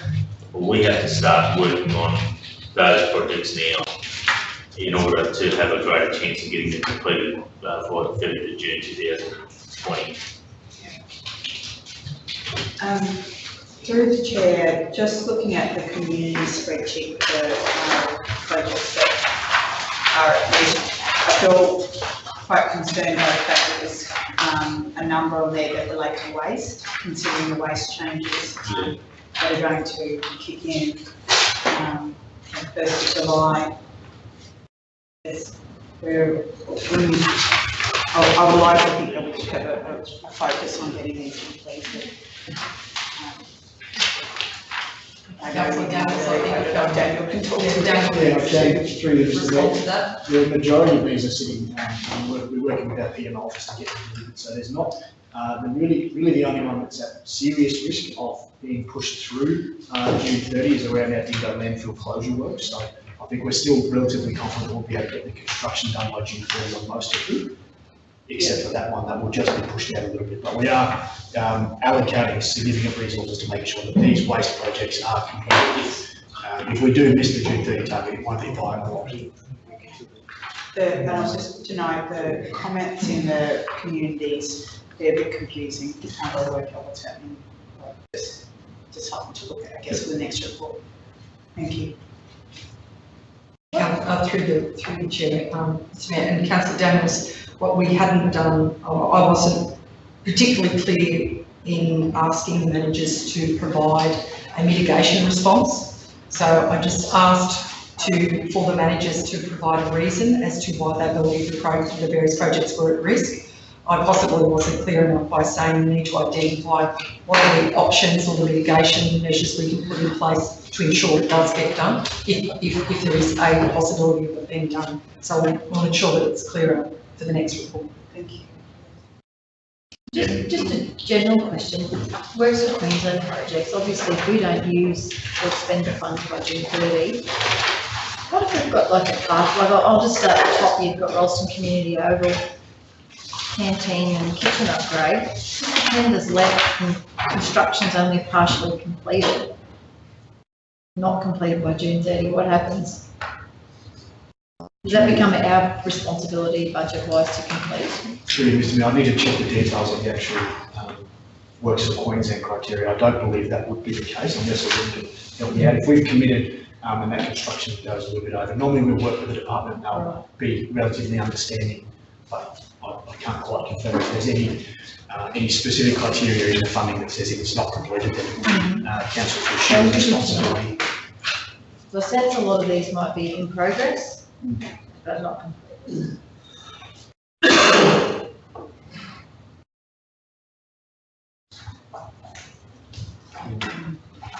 Any more questions there?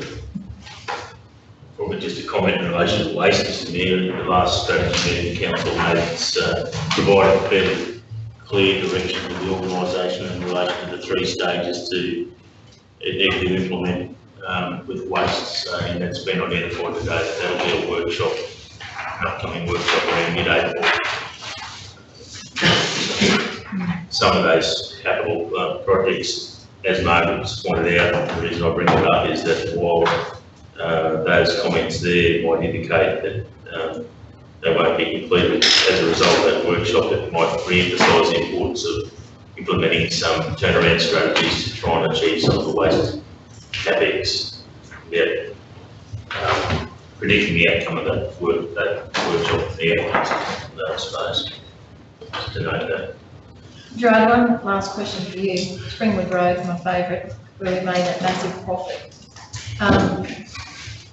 Do I see there variations that have led to an additional 220,000, 222,000 revenue on the Springwood Road project? Is that in addition to the other million, or? That's the connect there.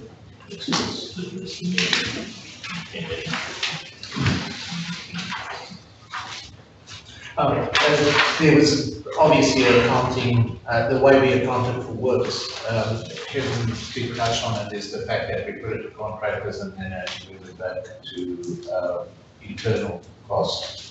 So that comment relates to the way the job was costed. it doesn't relate to a variation in actual works. In other words, the scope didn't change, it was just purely the way we costed it, so they being that's a financial comment provided. Am I on the right track there? Well, what's the extra 222,000 revenue on the project? We had revenue on the project, and I think I brought a report to finance infrastructure on it. Yeah, is this on top of that? I would. Because that was a pretty big profit that we made on that. It could be additional, I'll have to verify, and I can come back on that issue. I haven't seen the final financials on that project, so we'll have to see what the actual profit was. As long as that road's done properly, because as you know, I did raise my concerns, and next minute, a roller tips over because the batters were too steep on the road, so as long as the road's done properly. Through the mayor, we had my manager, Jason Irvan, go down and meet with the Tysons. There was, while they were still on site, they did some additional work on the at-risk or the high-risk section, so with the property owner, so there was engagement. And there were some additional, we did undertake additional work at the time. And I haven't seen any evidence that it's been done, but yes, we got stuck straight in while we were there and had some additional work done. What happens to that big profit? I would have to see it reinvested in roads, but I don't think that's my rule. So just to clarify for people that are following that conversation through the mayor, on the bottom of page 73, is what the Deputy Mayor is referring to, and then that links through to the comment on the bottom of page 74. So that's the question is the 222 on top of 1.07, or is that part of the 1.07? That's the question that needs to be answered. Through the chair, I can't answer that right now, but I can definitely come back before close of business today. It's not urgent. Yeah. Thank you. All right, well, that's the last question. On page 71, there is a recommendation that we receive the monthly financial report, the first report from the General Manager Margaret Gow. Councillors, can someone have to move that? Moved by Councillor Roll, seconded, Councillor Daniels, so that the Central Highlands Region Council receive the monthly financial report. We moved and seconded, all in favour? Against? Thank you. Carried unanimously. Thank you, Margaret. Thanks, Arun. Thank you, Helen. Councillors, 14.1 is the variable speed drive project at the Shepparton Quarry. I don't think anyone declared an interest in this of any sort. So I'm sure it's very important, but Assistant General Manager Michelle, you can lead us off there. Thanks, Mr. Mayor. The report before you today, councillors, in regard to variable speed drive that we've had in forward planning for Shepparton Quarry. There is a critical need now to move that forward to the current financial year. We find ourselves in a situation at the quarry in regards to depleted local supplies of loam, which is a very important product in the road-based production process, and that obviously having to go further afoot for those types of supplies incredibly increases the cost of production in regards to road-based product to the point that we would predict that that would then put us out of the market in that regard. So just to explain to councillors what the variable drive is for the vertical shift impact crusher. It is simply installed to allow the operator to alter the speed at which the crusher runs. The faster we produce road base to create more bottom end finds the main road grading specification. That's the mechanism for that in place of using loam. So the slower we reduce the amount of crusher dust made in aggregate mode, we get a benefit efficiency also for both production models. So there's a benefit to the crusher dust we produce as well. So we effectively will reduce the cost of production by not requiring the addition of loam material. The last price that the quarry obtained was $50 per tonne for that loam. So that's a significant increase. Sorry? $50 a tonne. you say for the $50 a tonne? That's the information I have before me, councillor. So what we're requesting, councillor, is the transfer of funds, and which I've applied to do under the budget policy, in view that the amount is in excess of $100,000, and we're requesting a transfer of $140,000 to come from the pre-coat CapEx budget, which we will not progress at this point in time. We have undertaken our compliance work with the pre-coat. We have done design and concept and costing for pre-coat, which is an amount of around $1 million, so that is not included within this budget. This is a matter of procedure in accordance with the budget policy to come to council to seek your consideration to a transfer of this CapEx fund to fund that variable speed drive to assist us with our current production at that point. Thanks, Margaret. When you say that, You go. when you say there's limited supplies of loam left on site, what does limited mean? 6 months? Oh, it's sourcing it, not on site, councillor, it's sourcing it from local suppliers. So, yes, so, you know, that is difficult in itself in regards to planning scheme requirements of property owners, where, depending upon the volumes of extraction, they would then need to have a development approval in which to extract that line. So the further we go for it, the more it costs. So this is a more cost-effective solution that we're putting forward, and we put it forward to you because we believe it's critical at this point in time. To get a contractor in to crush it? We can, and that's included within 46,000 tonne. How many tonne? Well, that's how much we could produce at $3 extra, 46,000 tonne. It's more expensive to bring in a mobile to do that, yes. Yeah, $3 a tonne. That's the calculation. Yep. So it's $46,000 tonne.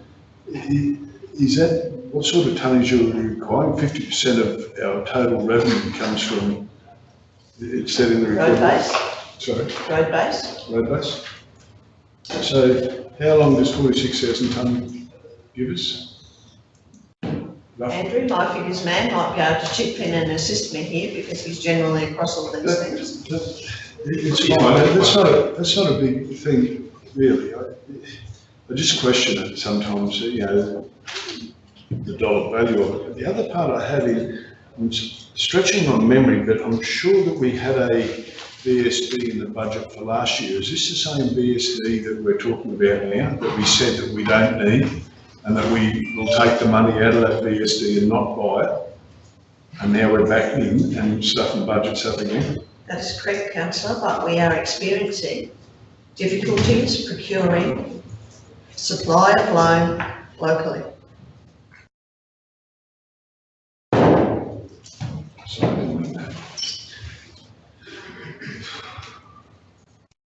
Thank you.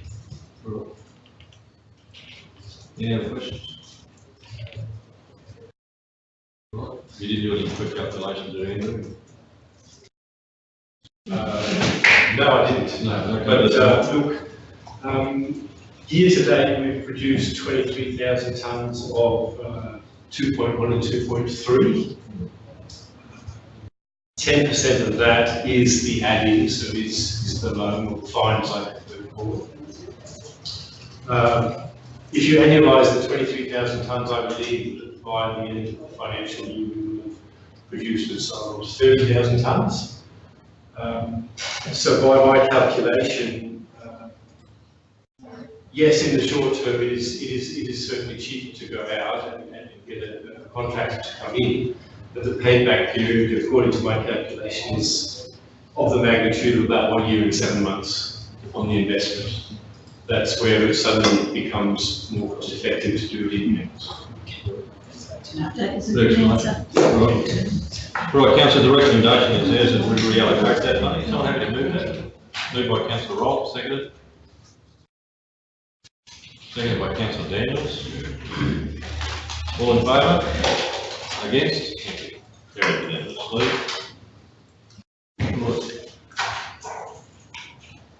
Thank you very much, Michelle. Thank you, Andrew. We are down to page 99, which is the Chief Executive Officer report, I believe. That's right. It is in relation to the Australian Local Government National General Assembly proclamations. Thanks, Mr. Mayor. This gets up, it will complete the trio of motions that we've got, or that will have considered by the Australian Local Government Association at their National General Assembly in Canberra. You'll note the second page of the report, page 100, you can see there that those previous motions that have been supported by Council are around telecommunications and regional airport funding, and more recently, Council considered submitting a motion around citrus canker that was careful to identify that it didn't want to focus on citrus canker if that was at odds with what's trying to be achieved by peak bodies or industry bodies. So to that end, I've gone away and engaged Dr. Andrew Miles to assist Council in putting together a motion that you might consider taking to the Assembly. And as you can see, its focus is on the technical resourcing for sustainable horticulture. And there's three prongs to that, and the examples that support the case study for that argument are around citrus canker.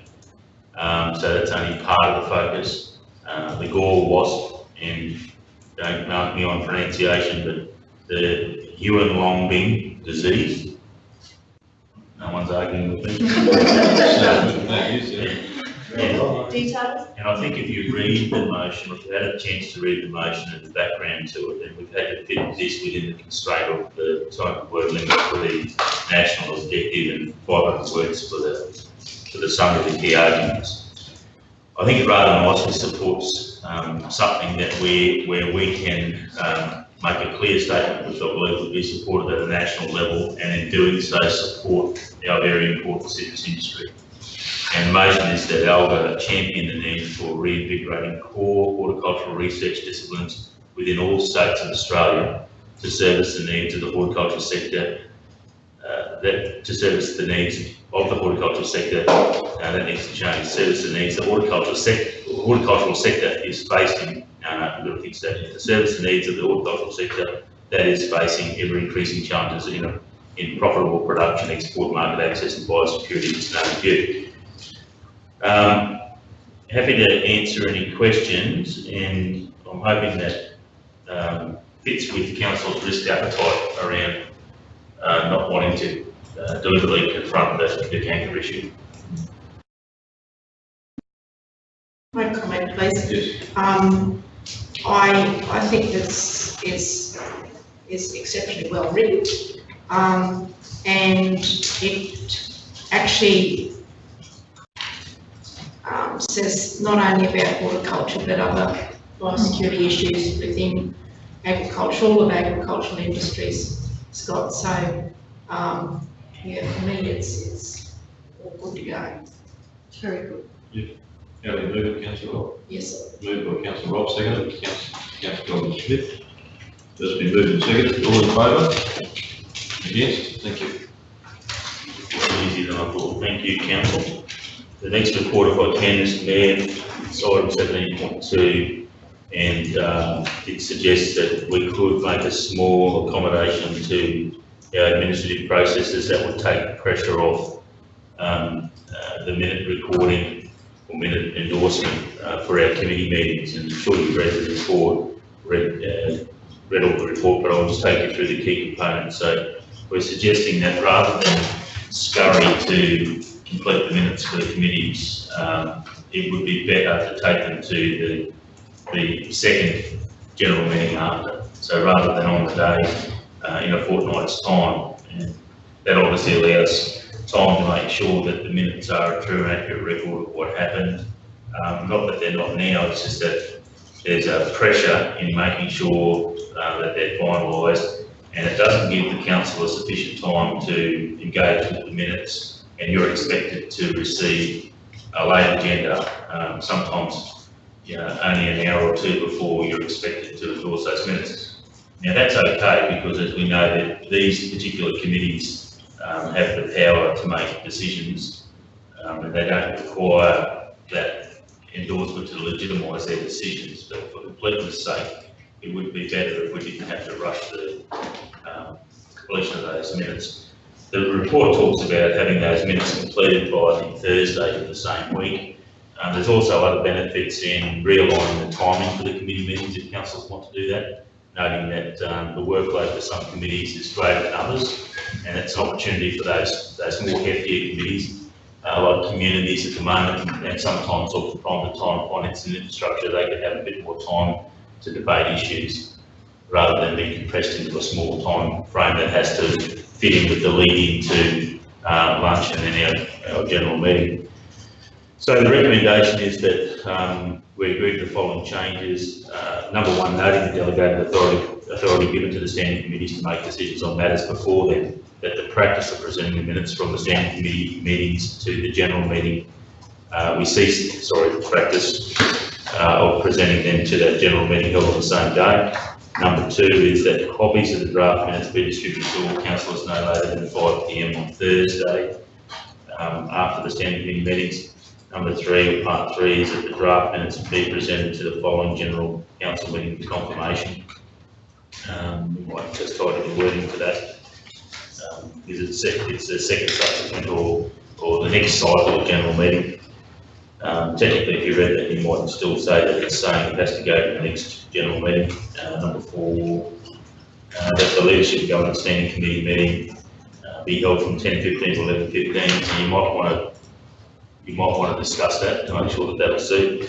And number five, that the community standing committee meeting be held from 11:30 to 1. Likewise, because that just assumes that I guess we're locking in the times for those. And it's worthwhile mentioning too, Mr. Mayor, that you don't have to have all the committee meetings on the same day. You can have those whenever you want to. We've talked about these issues in the past, but we deliberately didn't act on them because whether or not we were going to keep committees was in contention for some time. We've had a number of reviews, and more recently, off the back of the Hoffman work, we agreed to keep committees. So now I'm comfortable in bringing this report to you to consider this small change that can improve the accuracy of those committee meeting minutes and the functioning of those committees. Question, Councillor? Well, because Leadership and Governance Committee can get through in an hour, I'm quite happy to go in the middle. Yeah. As long as infrastructure and finance can still fit in your time Everyone slots. loves to follow economic. No, we manage. Well, just under our current time frames, that seems to work a bit better if we do it this way. So it's not a big twist, but it's just not that work, and that gives Councillor Daniels' committee a bit longer, I guess, at the end of the committee. Yeah, but on the other side of things, we just need to manage our agendas as well.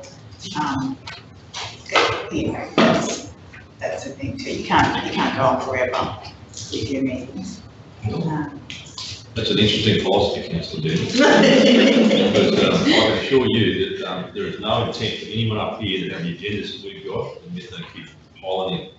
So, take the advice there about managing the agendas, but I'm telling you, what would be the result if we started chopping them all back?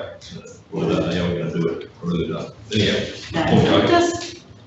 I'm happy to work with whatever works for the majority. Any other comments there? Do you want to, have you changed the wording there, Scott, for Yeah, I just think to the following general council meeting? we can put in parentheses after following general meeting, in parentheses, not on the same day. Work on it. We'll put in two parentheses. Brackets, sorry. Just put in brackets after the following general meeting. In brackets here, just put not on the same day. Just to align with part one, which is saying general meeting on that same day cease. That's not the best wording, but it makes that a little bit clearer. And of course, if you don't support these changes, it's not the end of the world. We can continue to do what we've been doing. In the table in the body of the report, you'll see Martin's put together the pros and cons. So if you feel that you're not in getting the information quickly enough, because you want to know what those committees did, and you don't have time to attend as an observer or run reviews, it's difficult. You know, that's your prerogative too, but you've got my recommendation for your consideration. Yeah, actually, Martin just made a suggestion while you contemplate that.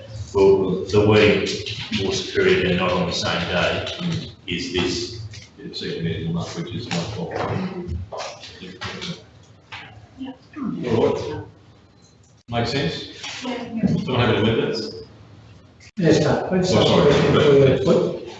Scott, just to you, is there not a need to put in there somewhere a trigger that if there is something that's ultra urgent needs to go directly to the council, or we can still do that somehow? Or that just doesn't deliberately exclude that, but I'm just wondering whether or not you should be specific in identifying that's it.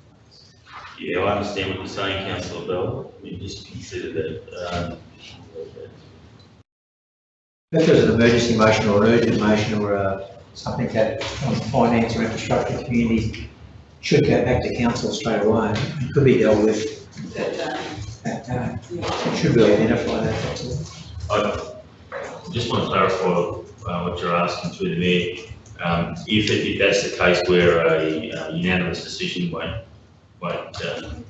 can't be, if the unanimous support doesn't exist for a particular matter, then by default it goes to the general meeting that same day. That would still happen. However, are you asking that if under certain circumstances you did want the committee meeting minutes to go to council that day, could you still do that? Which one, I'm not sure. And just a resolution or a part of the resolution. Yeah, anything that doesn't receive unanimous support, the chair that needs to honour the standing orders and redirect that to the general meeting that same day. So that would still happen. Yeah, so what Councillor also, I think, on picking up what he's putting down though, because we adopt the meeting minutes that day, they become live that day, those decisions. But the decision would become live at the general meeting if you defer. Yeah, no, that's what I'm saying, but at the moment, yeah, you know, we wait another 10 days. No, they're already live. Are they just, Yeah. so under the standing committee rules, they're still live, those? They're live, and this is the point, if a committee chairman, Okay, so you're saying that they're still live, so therefore it doesn't matter. it doesn't matter. That's right, yeah, I didn't want to overcomplicate the matter, but if a committee chairman wasn't on their A game and they said, carry 5-1, that's a contradiction to our standing orders, but the decision's still made, and that can't be undone because these committees all have the full delegated authority from council to those standing committees. So that process of taking the minutes to the general meeting is tokenistic. It's a legislative obligation, but it's a hangover thing that doesn't mean anything because our committees are making decisions, they're not with us. Other committees would make a recommendation and then it would be endorsed by us. Yeah, we've got a strong beast of the committee and that's working well. And it's answered it, but Councillor Bell raised an important point because any of those issues that need to go to a general meeting can go to a general meeting that same day. And I think even if you pass this recommendation, in a special circumstance, if the chairman decided that it would be really good for this particular set of minutes to go to the general meeting that same day, we can still do that. What we're doing, and maybe the words should be added in there somewhere that it's preferential for this to happen, or it's council's preferred process that we do this on the second meeting of the month, and then that provides even more clarity. I probably confused you, but. All right, well, there's 1, 2, 3, 4, 5 past that. Is someone able to move that? No movers? Can we read? Yeah, moved by Councillor Syphon. Sorry, You think you'd be able to expose it, okay? It's not, You asked, there's no active, no, I was just saying, there's no, I've put my hand up enough to move in a second. So I'm happy to share the load around. No. Second is Councillor Gordon Smith, so it's been moved and seconded. Councillors all in favour? Against? Carried. Right. We are down at item 18, I suspect. 20.1, which is the infrastructure and utilities report. Gerard, if you'd like to lead us off there. Yes, Mr. Mayor, councillors, I just thought I'll bring this for council's information that you, and I'm doing that on behalf of my colleague John Nardini.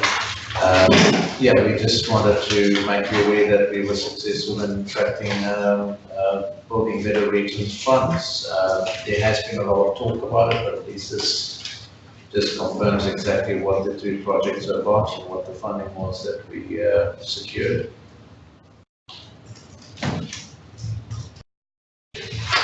Yes, any questions about those? I know we had a resolution at a general council meeting for these, to endorse these 3 projects, but this Nagoa River Recreational Trail, have we got anything on it at all other than just that?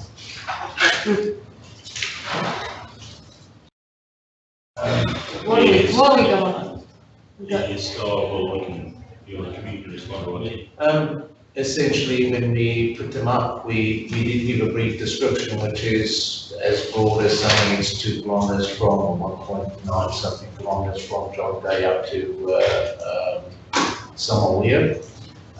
We've done some planning work in terms of what the ideal route or route would be, so there's a bit more work to be done, but the description is as literally as broad as 2 kilometres. Yeah. I've got it here, sorry, I'll just interject there if I can, Mr. Mayor. It's obviously Yongay Bridge to Top Weir, 3.5 metres wide, gravel track. It's and then there's the Botanical Gardens. Oh, that's the whole lot. Hang on, that's it, isn't it? Yeah, that's it. That's part of it. It's part of the 2.8/2.9 $1 million project for the Weir to Weir and the Weir to Weir project. So it's a component of that.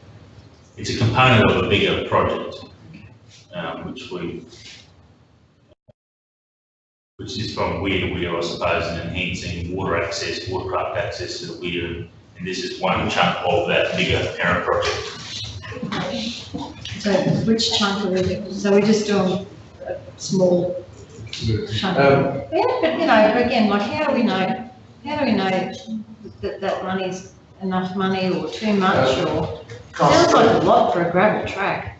Councillor, I'll be upfront and say that the concept was something that I was party to, which was developed on the back of a napkin. As saying aspirationally it fits in. At the time that Jamie Webster was here, we worked on this trail concept, and the actual pricing of it, that costing there was effectively my attempt to get some reason around what it would actually cost.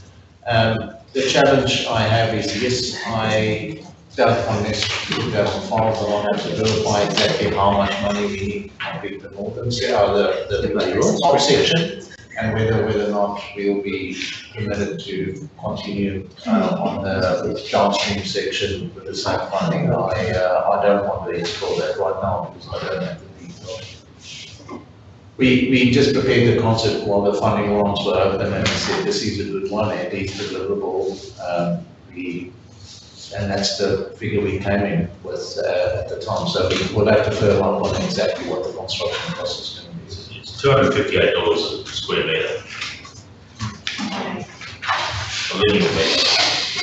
And there might be peripheral works as well to prevent vehicle access, et cetera. So these other issues that will probably be incorporated into delivering a good integrated and signage. Slate signage and all that, I guess. So literally that's how we costed it, but yes, I agree, it is a pretty generous budget, and I believe we should get a good outcome, and I will bring details as soon as. So you're saying that you will continue on north if you were under budget? If it's acceptable under the funding agreement. Yeah, it does seem a lot of money. All right, councillors, any other questions there? Is that all the infrastructure department's got to report on for a whole month? Is that all you've got to report on, one item? To the general meeting, yes. Most of it goes through finance. Next installment of finance and infrastructure. just do forthright. Live stream, Tom. All right. Right, councillor, well, that's just an update on that particular project, that were topical and announced this week, so recommendation is there that we receive that, someone having to move that? It's moved by councillor Roll, second councillor Smith. It's been obliged. It's been moved and seconded, councillors, all in favour? Against? Oh, no, sorry. For? Sorry, councillors for? Against? Thank you, carried unanimously. Right, the councillors, how do you want to do this? We can do GB, or there's quite a few items in closed session, you want to come back and do those? Sorry. General business, I'll probably do it now. You want to do it now because, yeah, you want to keep going, right up, go, start now. Okay, I've got an item. Yes. The Capella Bakehouse. The original budget was 57,500, and that was a CRG project that got endorsed by this council, that was fully quoted. It was presented to this council originally in March last year. It was endorsed for the funding, I think it was in approximately September. I spoke to councillors and the mayor this morning. Last night I attended a meeting in Capella where the Bakehouse project was, I was unaware it was even being discussed, but anyhow it was plonked on the table to say that they had engaged a builder just recently, so the money has to be spent, or supposedly to be spent by June. They have only just a couple of weeks ago started to look at this project to find out that council officers have had quotes redone on it. It has far exceeded the original quotes that the CRG got. So there's a massive budget blowout.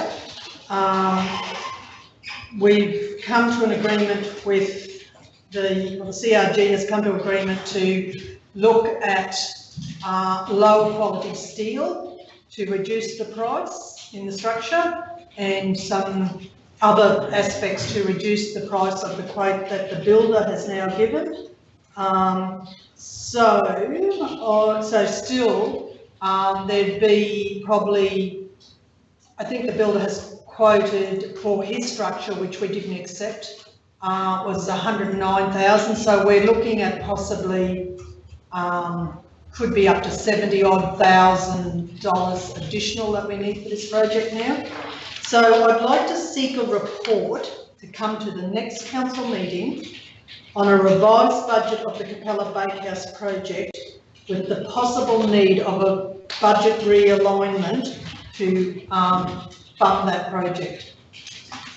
The councillors I spoke to this morning in our meeting were quite understandable of obviously the Capella community's stress at this, because this is a project that's been on the books for over 5 years, in and out, and I don't understand why it has only just been looked at a few weeks ago, when we have regularly asked for updates to be told, yep, it's on track, and then to be honestly told last night that it only come to be looked at a few weeks ago. So I just want that report on the revised budget, and there may well be, to highlight the need, that there may well need to be an adjustment to fund this project. Duly noted, through you, Mr. Mayor, we'll arrange that if we come back. Yeah. I am aware the team has been, have sourced quotes for many months now, so it certainly wouldn't have been only a couple of weeks ago. Well, that's what we were told last night. It was a couple of weeks ago that it came before a certain officer to his attention. He didn't even have a clue about the project.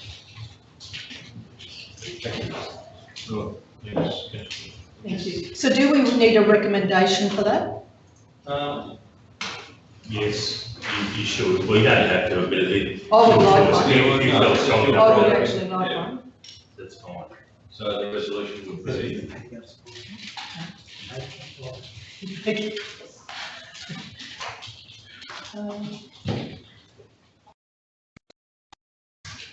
That the Capella Bakehouse project seek a report of it, sorry, seek a report for the next council meeting.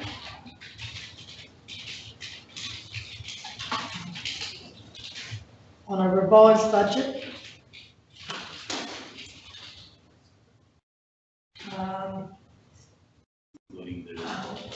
Revised budget for the project. Include a revised budget for the project, for this project. Yeah, that's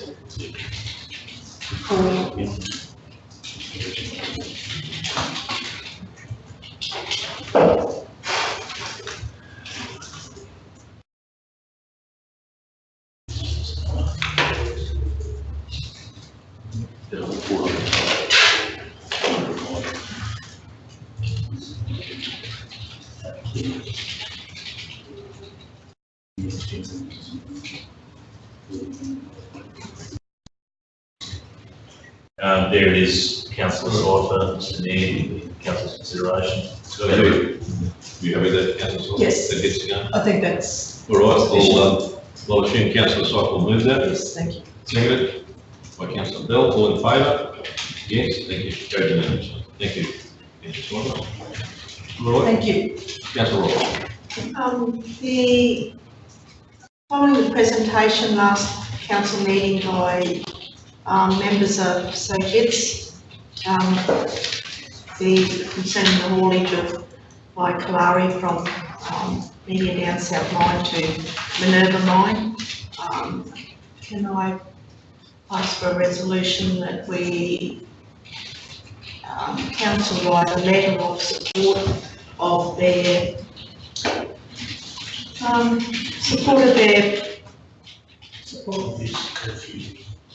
Of the suggested changes to the curfew. Curfew, yeah, the suggested, that we support the suggested changes to the curfew as presented by the SOGITS representatives. So council, just to assist Marnie through Mr Mayor, the current DTMR condition is for 2 hours, that's between 7 AM and 9 AM and then 2 o'clock to 4 o'clock. And Councillor Nixon commented at the last curfew meeting that Luke Ferguson and other CRG members suggested a 45-minute curfew, which would be 8:15 AM to 9 AM and 2:45 PM to 3:30 PM.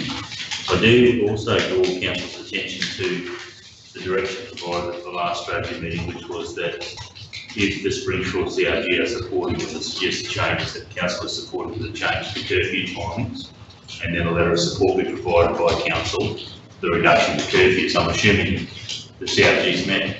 However, no, the CRG hasn't met yet. However, the presentation that SOGITS made to us is the same as the original presentation back in 2007, the end of 2017, I believe. It's exactly the same presentation. The curfew then was 45 minutes. So that's the presentation. The change was made, the change to that curfew was actually made by Department of Main Roads, Transport and Main Roads. And as such, they will, SOGITS will still have to go to Transport and Main Roads. However, if we did say we supported it in the first place, so we supported it again.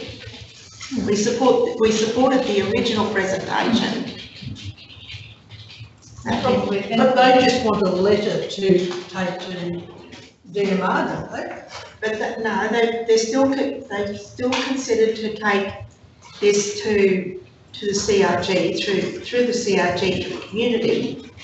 However, they want council, the support of council, who actually supported the original recommendation. So reiterate their support for the original CRG recommendation. Yeah, we can certainly do that.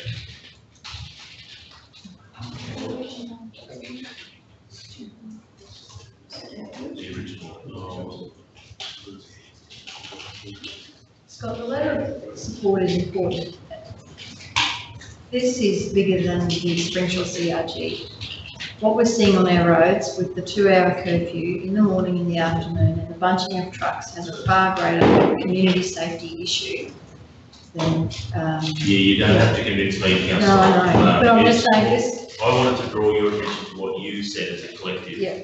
Only a couple of weeks ago, you So to said go that back only to the CRG supported. To go back to the CRG would be a duplication of the Yeah. same information they've already received, and they don't meet till May, which is too late for MBS budget's timeframe to get this to TMR. Yeah, and what Councillor Ross said, they're still reiterating that they're going to take it there to say, look, the council supports the original thing, you're happy with this way to go.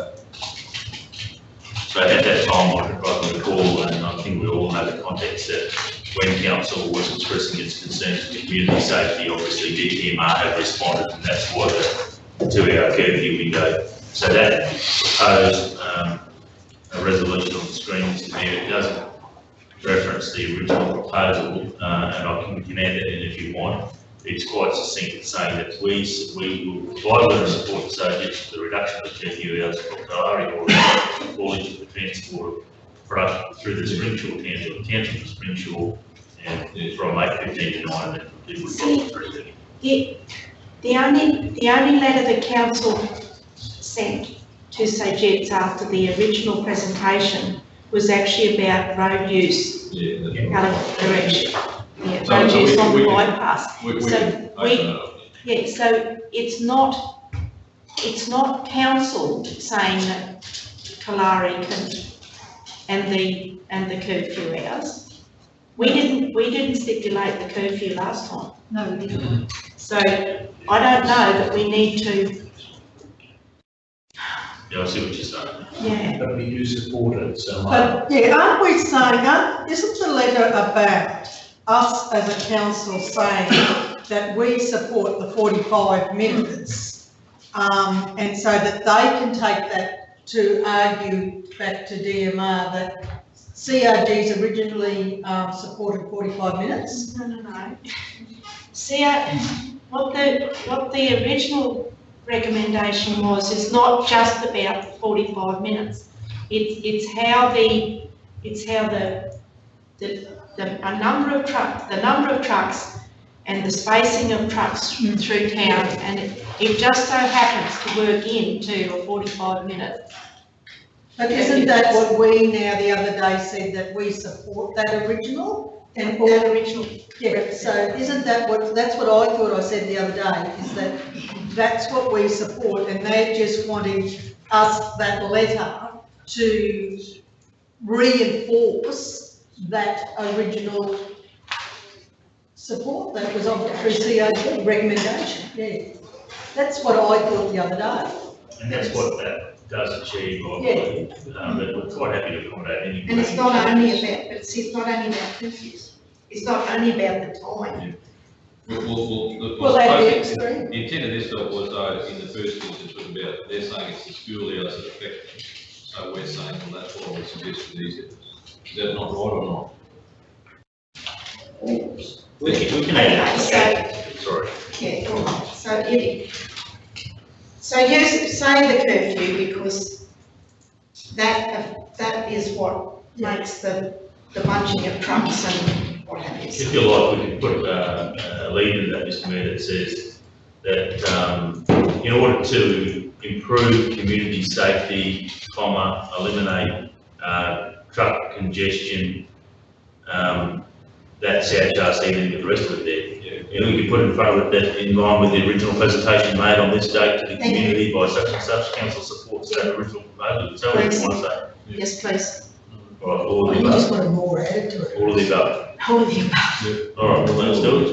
Okay. That's now, what we'll do is leave that there, now put another sentence at the end. And there'll be a further comment that council makes this decision for the following reasons, or that council provides this support for the following reasons. And we can, the first dot point will be Community safety. if we have community, for community safety. Community safety, elimination of the bunching phenomenon.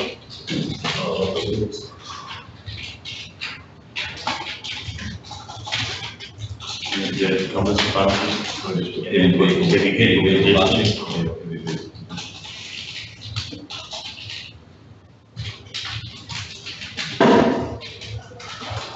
consistency with the original proposal presented to the Springfield community on, and if council's together enough, I'll look the date up and put that in later. We can look it up now. If you want.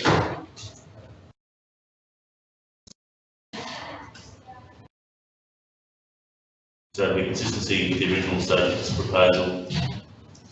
24/7/17. There was a CIG meeting in the status. Monday 24/7/17. Well, just be careful, this is the, what we're talking about is the original mine presentation. Or was that the community consultation? Was it community consultation? Yeah. Special. So we'll have to look that up. Consultation. Might be easier if we go to that later, Mr. Mayor. Is there, are there any other reasons for providing the support council? Community safety, number one. Yeah. Good.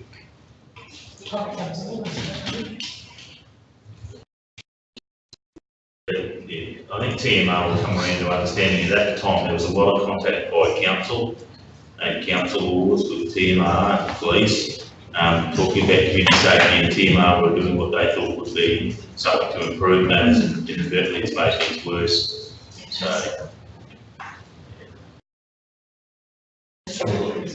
you have enough to move that, moved by councillor Rolfe, seconded. Councillor Jordan Smith, you're permanently running out there. It's been moved and seconded, all in favour? Against? Thank you. All right. More general business? Mr Mayor, I've got one, this in regards to water. Do you want to do that now? Do it in, Now, just in regards to the present water level 2 restrictions on the town of Solve, Emerald, Blackwater, Bluff, Terry, others. I want to propose a resolution where we reset that back to level 1 following the recent rains, which has raised Fairbairn Dam level to above 12%, 12.7% today. In doing so, also recommend to council strongly that we develop I suppose a drought management strategy to be rolled out immediately, or be able to be rolled out immediately, which brings together council's drought management plan, that is SOGI's plan of 2009, brings together the operational plan for the Fairbairn Dam, and also brings together council's I suppose normal restrictions and operations of its water, its urban supplies to our community.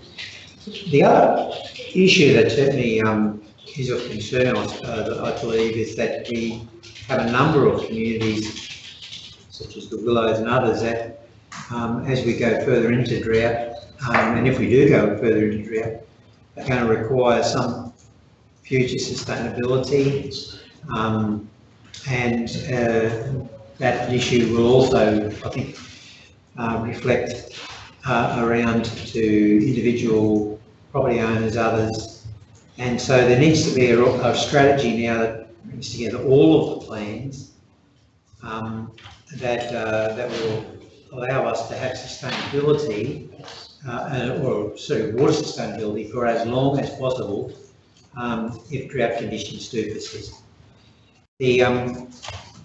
The reason I'm also I suppose, asking that we do reset now back to level 1, those towns that have fed from the Fairbairn Dam, is that in the implementation of that process, we need to have, I think, some very strong staged approaches that need to be embedded into a strategy.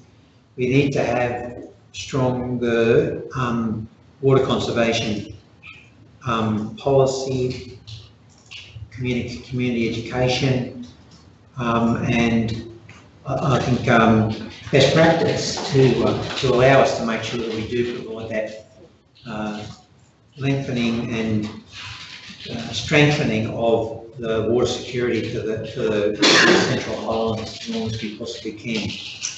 So in saying that, I'm proposing that council resets to level 1 those communities that are impacted by level 2 water restrictions triggered by the Fairburn Dam level of below 12%.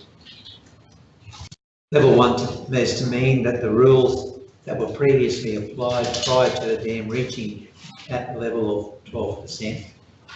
And the council immediately developed a drought management strategy for the current drought conditions that are affecting the Central Highlands Council area. So just to repeat that, the council resets to level 1 those communities impacted by level 2 water restrictions triggered by the Fairburn Dam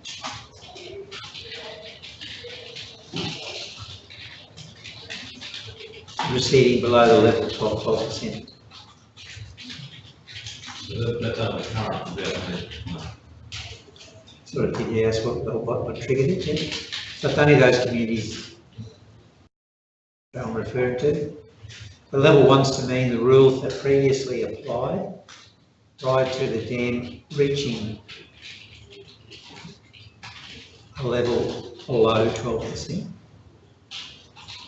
So I'm talking about the rules we previously had. Those rules were not in line with the drought management policy. They were operationalised something terribly, and so that you could not really reflect too much of one or the other. So how do we go, Marnie? Well, can I jump in there, Mr. Mayor, and 12.64%. Look, this wording almost picks up on everything you raised, Councillor Bell, but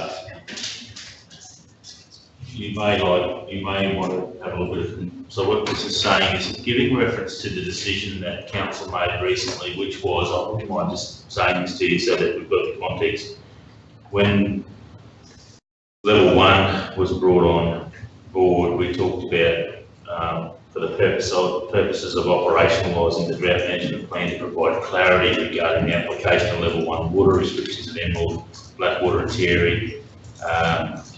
The council communicated the following practices, and then we went on to describe what it was we wanted to do. We were trying to take the changes we wanted in level 1 and align that with the rigour around level 0, and we went through that whole process. So what, I don't know whether you want this here or not, but I just thought it might be important to reference that decision rather than try and recreate it, and that's something that council, having regard to that previous resolution, clarification level 1 water restrictions, reinstate level 1 water restrictions to the communities of Emerald, Blackwater and Bluff, on the basis that the inflows to the Fairburn Dam have increased the storage capacity to 12.7% or thereabouts, but the level 1 water restrictions are interpreted as. There may not be value in putting that there, but given the communications challenges that you referenced earlier, it might be prudent for us to be very clear on what level 1 water restrictions are. The only thing that doesn't address is the comments you made around the communities that were impacted by the trigger of 12% under the DMP. We can add that in if you like. I've got a question, and Peter's here. I'm just, so Capella, so their dam has now had an increase as well. Is that increase sufficient to drop them to level 1? It's still within the level. It's still within level 2? Level 2 is at 30% and we're at 28. Okay, right, that was the question I was getting. So they don't make the growth. Can I just need to be clear on that. Can I ask for a further part to that resolution on what Councillor Bell was saying about that council commits to a conservation plan, like commits to immediately. Well, I think probably what we need to do is this is a procedural, I guess you'd say, sorry, not procedural. This is this mechanism of changing the levels is actually operation of the drought management plan. What Councillor Bell is referring to is actually changing that. So I think there's two actions here. You want to obviously make a decision about the level of water supply. And I think there is, there's already been a discussion today about forming a working group and an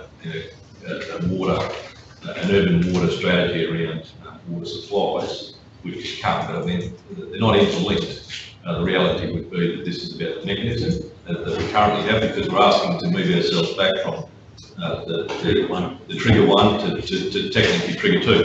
And this is, I guess, I think, to put to Councillor Bell to put this resolution, I think it should be about just the levels in the first instance. And certainly then there's a need to actually have a second resolution around the working group. Let's do that. Okay. So can I just have further comment? Just following on from our discussion today, where we now have a workshop booked in for Monday to do further discussion and further understanding of the situation, and which we then said following that meeting, we would, there's a possibility that we could have a special meeting to deal with this matter. I'm just wondering whether it wouldn't be, I just sort of feel that this is a bit of a knee-jerk reaction today without due diligence, which we have committed Monday to doing. But I mean, I think Councillor Bell wants to put this motion, so Councillor wants to put this. And I'm happy to answer that. I just think that when you look at the level 1 application, level 2 application in regards to the urban, the big urban communities, and the way in which we have communicated that to the communities has been to, I think, not only cause great confusion. I totally agree with you. Totally agree with you. But we really need to just reset back, and it might be for a short period of time. And I understand that might be for a pretty short period of time, but by resetting it back, I think our conferences and developing these further strategies will give us a lot more flexibility in what we can roll out, and particularly in the larger communities of Blackwater and Emerald. I think you need to have a greater deal of flexibility in the way in which you do that, and understanding that the majority of our community know that we have already a 100% water allocation for the communities of Emerald, Blackwater, Bluff and Thierry, 100% allocation. And that's different from those communities that are ring-tanked. It's not different from Springshore, which is bore-fed, but those who have a minimum amount of water, because it's caught in a ring tank, and you can define it, that is different from what's being fed from Fairburn, where there is probably maybe 12 months, 2 years further water allocation in there. So it's now about how you create greater flexibility here in those bigger communities to retain and certainly preserve that water at Fairburn as long as you can. And then how you do that in a way which I think has and requires different flexibilities than other places. And that's why I think it's important just to reset today, and then Monday then gives us a clean slate. I agree with a lot of what you're saying, but I just think it's going to cause a lot more confusion in the community if today we drop it back to level 1 and next week we're all sweating on some rain to come, it don't come, and then, weeks time, we're putting it back to level 2. Look, councillors, before we have the discussion, the motion needs to be put, and then we can actually, once it's been moved and seconded, well, then we can actually talk about, I guess, the merit. That's the way we should do it. So I want to do that, and I'll certainly preempt the second resolution, which is about that Monday meeting, getting that done, and having that strategy finished. And I think that's where Daniel. Yes, I would like to see that.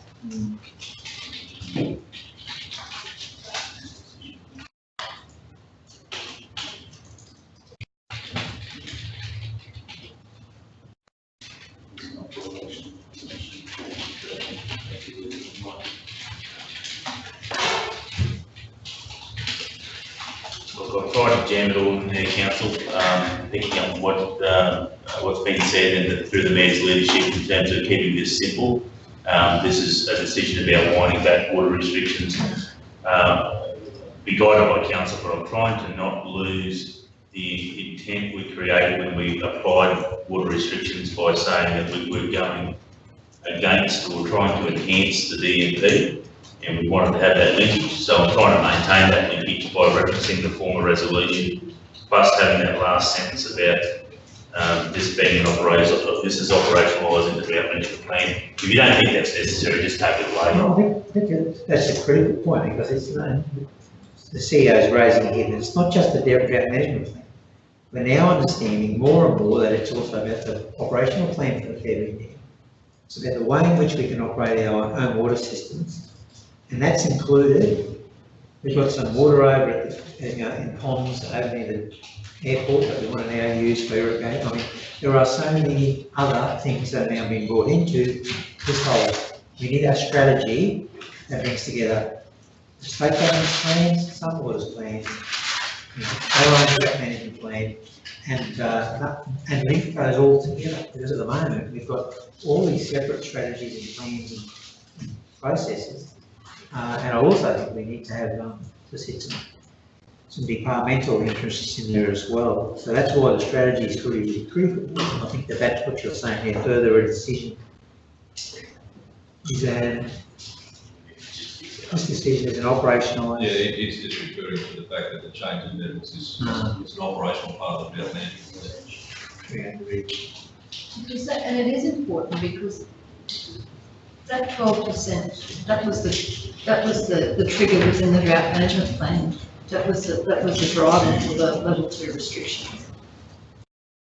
And there's a whole heap of other stuff that's behind it, but the drought management plan, that was the trigger for level 2. Yeah, the challenge is, as Councillor Syfe is pointing out, is when we get to Monday, you might make a decision that clarifies a better regime for water restrictions and come up with something that's a hybrid between level 1 and 2 that can provide more comfort to people. And then there'll be, the minute that you pass that, well, obviously we'll set to work to update the website. We will get that organised and we'll start communicating on social media. And then on Monday, you might say that you want to do something different. And then that'll just need either a special meeting to legitimise it, or wake up to wait for 3-week cycles. Councillor Daniels want about to go to the next general meeting, and then we'll recommunicate. Will 6.64% last 3 weeks? Probably not. So probably a special meeting to come back and make a decision. Can I have? So look, without going to it, this is procedurally we need to do this properly. This has been put, it's been moved. Councillor Belson to move that. Happy with that? Yeah. Move that. That is second. Second by Councillor Mackey. All right, it's been moved and seconded. Right, now, I guess in terms of procedure, we should do this. Councillor Bell has spoken for the motion. Is there any other speakers for it? Is there a speaker against?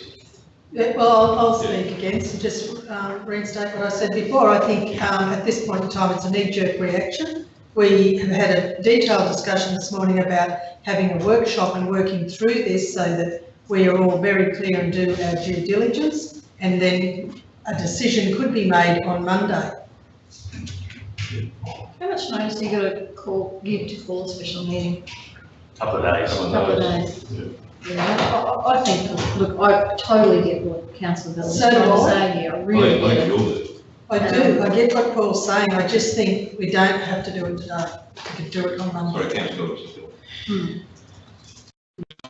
So I'm just saying, I think we have a higher level of comfort having our meeting Monday, supporting this decision.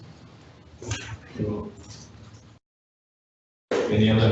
No, so just so I'm clear, I'm going to put a second resolution forward about amending the current drought management plan or workshopping on the new current drought management. Well, I think all we've done is discuss that. It can't be immediately predicated, but I would have thought that would have been part of the discussion on Monday. Yeah. To make sure. So. All right, any other speakers for or against? been moved and seconded. Those in favour? Against? Oh, hang on. Hang on, Say sorry. it again. For those for the resolution. Yes? Two. So what's that, 1, 2, 3, 4, 5, 2. So councillor, that'll be action. So in terms of the level, we go from level 1 to level 2. Level 2 to level 1, sorry, go back the other way. And then obviously, your opportunity of talking about the plan and the I guess you'd say the descriptive part of the plan will be an opportunity on Monday. Is that correct? That's right. Okay, thank you. I think he's got that. Well, So there's a second part of my resolution, Mr Mayor, which we did cut out, and that was about council immediately develop that drought management strategy. And I mean, for the current drought conditions affecting the Central Highlands Council area, taking in all communities, and then I know the council has talked about, we are happy to move into that role on Monday immediately. So are we happy to move set that. the agenda for Monday? What are we going to talk about Monday? If you're going to make 2 resolutions, you can just operationalise, you don't need to discuss it. Keep going. To develop that. To develop that, we just cancel Monday. What do you mean? That's what I said just a minute ago. The problem is, no, we still Is need. that, well, you know, there's no point, if you're going to have draft committee up, or is this? I just know the resolution, listen to the resolution, Mr Mayor, it just says to develop a drought management strategy. That council immediately develop a drought management strategy for the current drought conditions affecting the Central Highlands Council area. I don't know what you mean. But that's operational task, that's not our task to do that. So we're just workshopping, are we? On Monday. No. So on Monday, we've got to bring together, get full reports to councillors about 3 or 4 different plans that all affect the region in regards to water. And can I just say there's one of those which I think that, unfortunately, Councillor Nixon's not here, but she's been asking for many, many months, and that is, what is the water sustainability expenditure? Yeah, no. Those issues are not being answered. Yeah, we know that. Peter brought to. And let's get them all back out on the table. Peter brought them to the last meeting. We report to the Finance Infrastructure Committee on. Yeah, but we don't all sit on Yeah, it. so monthly report. Yeah, no, So all those things, they're getting the idea. So let's bring all of those things to the table. You know, what council's operational use of water is, what we had a report on that today. But you know, and the way in which we can then work with our communities to reduce their water consumption in a way which will enable all of our communities to benefit now. I don't think we just want a water wars campaign now in Emerald, Blackwater and Carey, Newman and those other communities that are affected, Rob, Capella and other places. So we do this in a very much in a strategic sense, and I believe that council's role is about strategy. Well, different. Well, yeah, but I'd like to see, yeah, so it's a workshop we're doing to work out the strategy, right? So we don't normally do that. We don't usually sit down and have workshops for strategies. We usually get them given to us and then we throw them back and we get them again. We play ping pong. So this time we're going to start from the bottom. We're going to start right there, base 1, and all work together on the strategy. Well, that'd be good. That'd be really good, it'll be interesting. So look, I'm getting some mixed signals here, but I'll just clarify from what the previous there.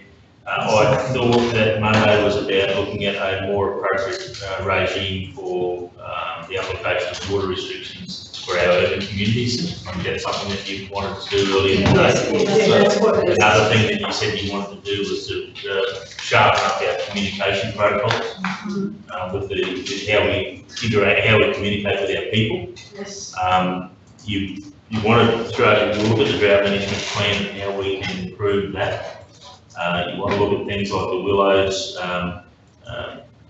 water situation and our strategies there, spring short bores, Any other documents or strategic documents we've got around water? So it's really about the review of the drought management plan, because in 3 weeks' time, if you don't get any more water, you'd be going back to your community and saying, we're going back to level 1, and you still haven't changed. Level 2. We're just all back to level about What will that look like? the water rates and the messaging and what we're gonna do. Okay, so water rates messaging, water rates issuance, rainwater tanks, associated subsidy schemes, planning scheme implementation, and promotion of water conservation practices. I think, is there anything else that you want to do on Monday in that? There is one other couple of things. You have lunch? If I could get some fairly clear understanding of our water use per town or community, household versus council, like our water and their water, but I want a comparison of a couple of years. So, well, I would like, if at all possible, so if you pick 2010, 2015, and our recent one, to get an understanding of what our people are actually utilising out there in the marketplace and what we are utilising in the marketplace. We can provide the latest data we've got. There's always that challenge of system losses and factoring that into the equation and some of the industrial users, but we'll bring that. I've seen houses now that have had dirt and pretty ordinary footpaths and pretty ordinary for a long time, but our parks and gardens are pretty clean, pretty green. So I just want to understand this, because I really like that stuff Jared brought earlier, and I'd like to develop that a little bit, or at least look at that. Yeah, well, see, I don't think you can do all that stuff on Monday, because we don't have that, Peter, we don't have those figures really at a really granular level. The information, the information in this morning where I had Emily, for instance, what we used residentially, that's from our annual KPI data for last year, so we do have that to a certain extent for the town, so we bring what we have. Good.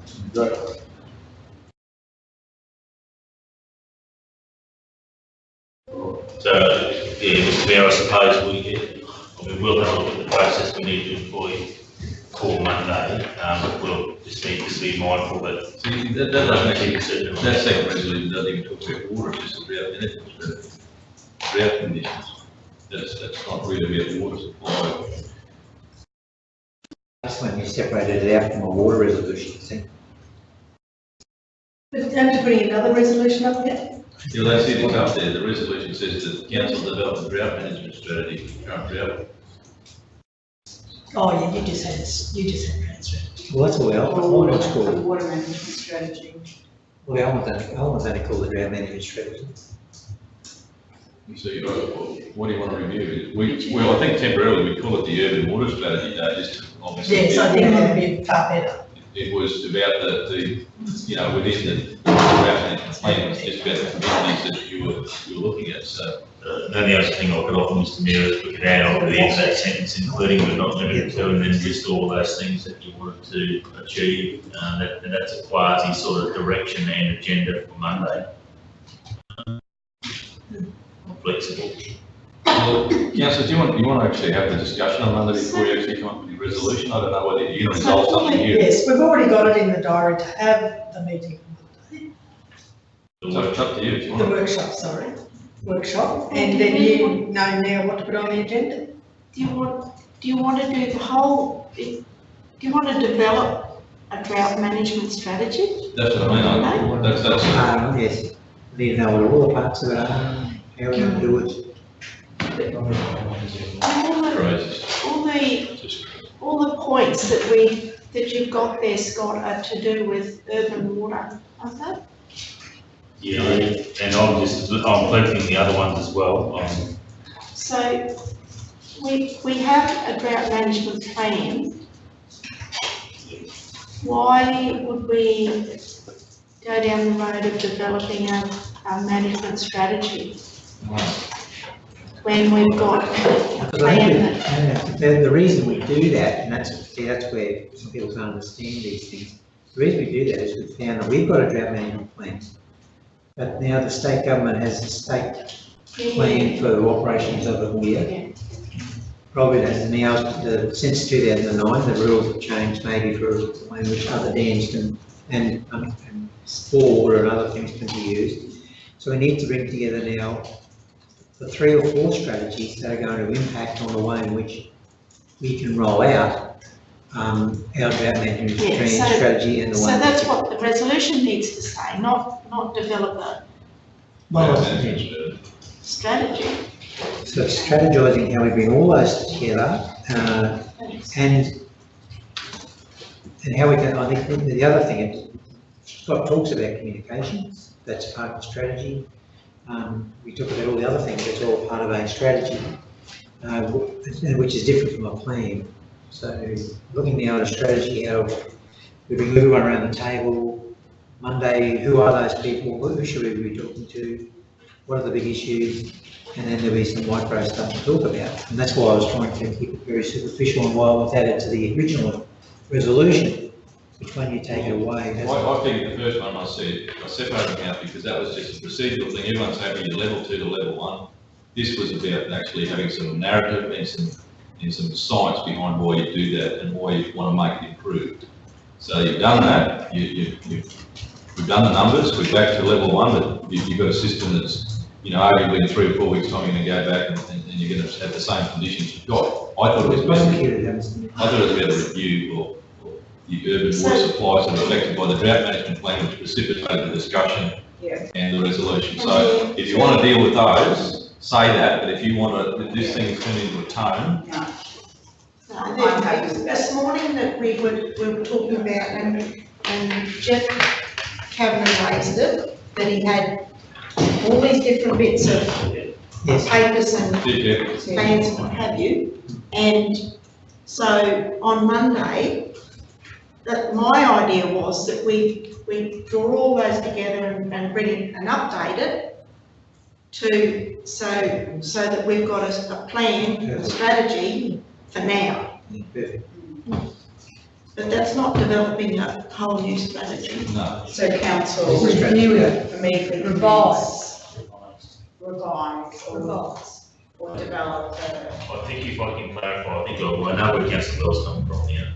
If the 2009 plan is one thing, one piece. He's talking about, let's get a strategy that includes a whole lot of things around keeping our people alive in drought conditions. And it's unlimited all the things you can throw into that strategy. That's what I think Councillor Bell wants. I think that's what he wants too. And whether you have a resolution there or not is your choice, because you've got the day on Monday and you're going to do all those things. I don't think as council, all of us even understand the other parts of the puzzle that influence this plan, that when we hit these triggers, I think we get that. I think. I want to keep it as high level as you possibly can. And that's why there's so much stuff around. There is a lot, and you've got people like Jeff Kavanagh telling us today that Sunwater then go and change the rules. Yes. So you've got all these other influences, but we've got to understand all the moving parts and make sure that our drought management plan does reflect all those moving parts, and that we've got something when we're looking to operationalise the effect of all those other moving parts, that we've got something that's really relevant in the community. And we've already said the jump from level 1 to 2 is too gigantic. That's the sort of stuff we should be looking at. Yeah, I thought we were going to do that on Monday. So far you've got 10 things to look at. What we've done, we've hit a community, this is how I see it, we've put restrictions on a community using a plan that we've never tested before. We're in uncharted water. So I'm not real confident that that trigger is the right trigger. So, no, well, it isn't the right trigger. So then now, to go back to level 1 gives us time to catch our breath and get something that is more relevant and we have more confidence in. Okay, well then let's catch our breath and make sure we get all the information so that we do know what we're going to do. I just think if you want to jump off on a whole wide range of things, I don't know how you can achieve that. I think that there'll be a lot of things that will fall out of our conversation on Monday. And part of it might be communication, part of it might be innovation and water use efficiency and other things that we might be able to link to the planning scheme. There's a lot of components to it. And I mean, to try and articulate that and capture all that in one resolution is pretty difficult. Great. So So I guess it is, we're trying to develop a more strategic approach to how we look at, it's not just the drought management plan for water, but it's all of what you just spoke about before too, Kerry. It's the whole urban water strategy rolled into that. So whether it's a drought management strategy or water management strategy, ultimately it's just about water, isn't it? Well, it's up to you guys. I mean, if you want to wait till Monday before you decide what you can resolve. Yeah, I don't think you really need to have a resolution there now, because we do it Monday. We do it Monday, yeah. Through this, can I just foreshadow that there seems to be a lot that's going to happen in the 2 to 3 hours dedicated on Monday, so we might have to completely substitute the planning day that's been scheduled, and we've got a consultant coming up for that, so just want to put that out there, that I don't know we're going to get to the resolution the council might want on the water scenario in the short time we've just allocated for it. That's probably one. I'm not, it doesn't matter whether we support this now or we just do the workshop Monday. We've gone back over 12%, we've gone back to level 1. Should we have no inflow, we'll be back at 12%. And I believe this floor is pretty understanding that we need to change the parameters surrounding the trigger point of level 2 and what level 2 actually looks like to our people. Let's sort that out first on Monday, and then put all the other components, build off from there, given the parameters that you've got. Good idea, 100%. And as I say, Peter and Jeff and these guys have already drafted something that would have given you the I guess you'd say, the confidence about certainly the urban water issues that we've got right now. And then we can obviously work on the other stuff. So, happy with that? So, Billy, you happy to leave that down on Monday? Sure, yeah. Right. Thanks. I'll just put the finishing touches on you. Yeah, that's all right. Councillor, any other general business? We need to go into closed session for a couple. Sorry. What are you doing? We're going to go to closed session if we can. It's on there. No, sorry, do you have more general business? No. All right, Councillor Goldman Smith, moving to move into closed session. Second. Councillor Roll, all in favour? Yes, beautiful.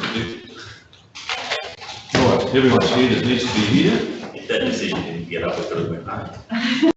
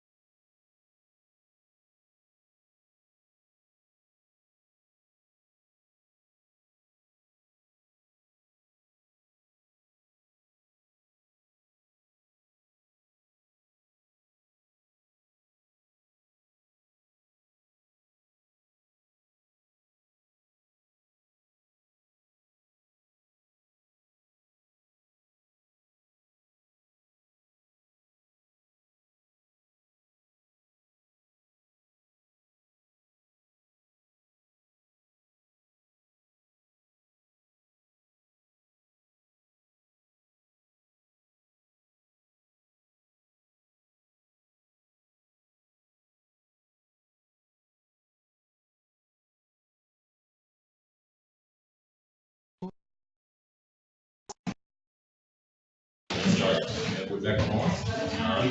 Yes, we are. Councillors, our live streaming is back on, so. How many viewers we got there? Welcome, Glenn Bell. All right, so councillors, in respect of item, do we have to nominate those items and talk about we did not discuss this one? Yeah, we'll just note that that first item was not considered by council. Yeah, the first item in relation to fair value project pre-feasibility was not considered by council.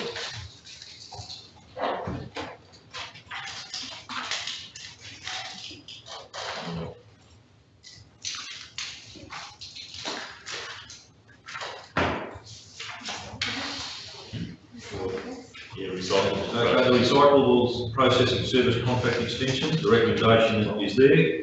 Councillors, that deals with that 1 year at the end of the 3-year period and the 1 year extension. So I'm happy to move that. Moved by Councillor Daniel, second Councillor Rolfe. You're pretty active. I know. Oh, Daniel Rolfe is here again. Yep, Mr. Rolfe. Okay, that we approve that agreement. Moved and seconded. All in favour? Against? Thank you. Right, councillors. No, he was just slightly slow, but he was. That was right, Billy, wasn't it? Yeah, right, the right side. Right, councillors. The next one was the asset purchase, that's correct?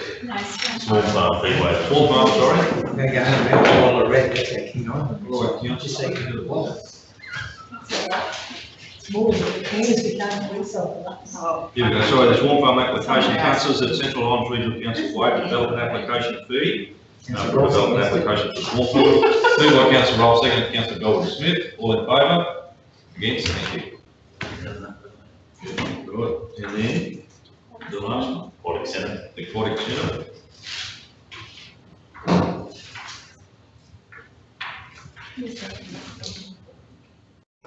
Oh, what's option one? Just move it over. No, that's what exactly. All right, councillors, that's the Central Islands Regional Council, is it option 2 there? No, this is the. Councillor McIndoe. Aquatic Centre. Let's go down the side. Oh, you've got the attachment, that's an old report. Yeah, Yeah. that's the first part of the Yeah. We other. go for it. It's always confusing when we put those old reports in. Not kidding. Right, councillor, someone happy to move that? Moved by Councillor McIndoe, seconded. Councillor Cypher, all in favour? Against? I think it was unanimous. Sure, you did. Councillor Villiers, again, for, good. Right. Yeah, you better get me. Okay, councillors, the Emerald Camping Showgrounds. We go this Well, so that's his name. So, councillor, what's the wording in there? We're just going to grab it down to there.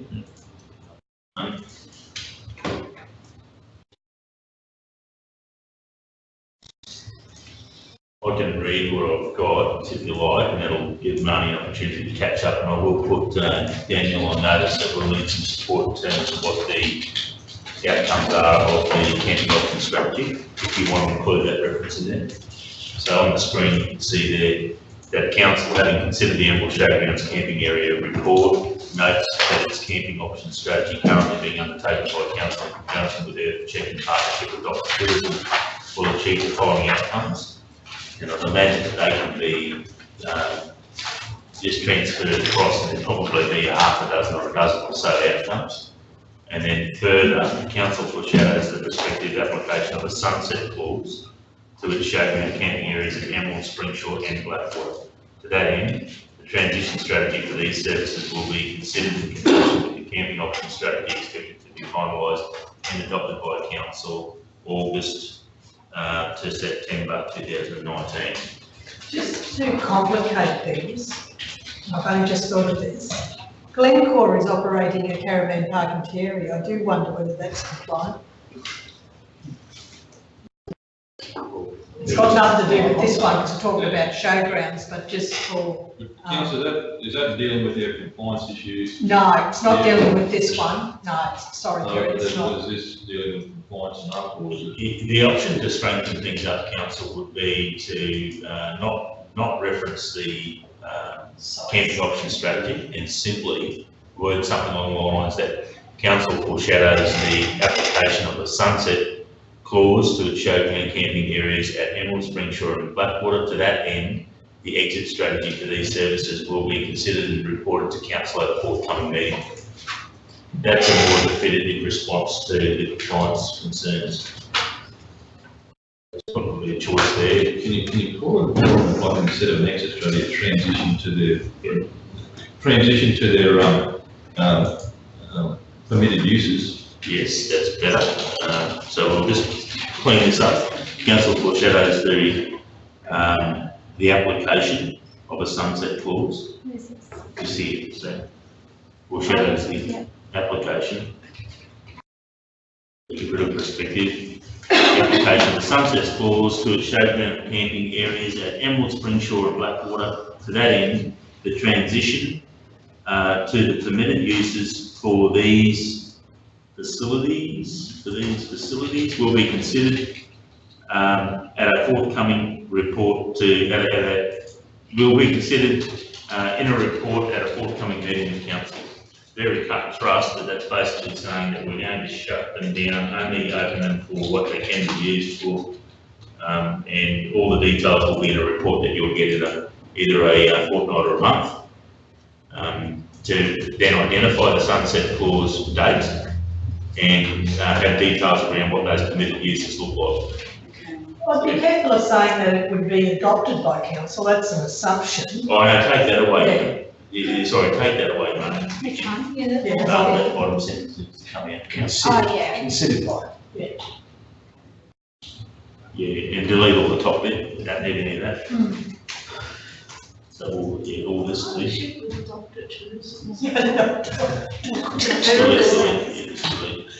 Yeah, that's it. There you go, Mr. Mayor.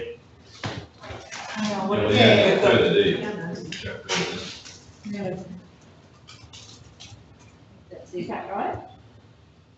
Yeah, I mean, it can be improved upon, but that's a stronger stance if that's what we want to take in terms of addressing those compliance issues.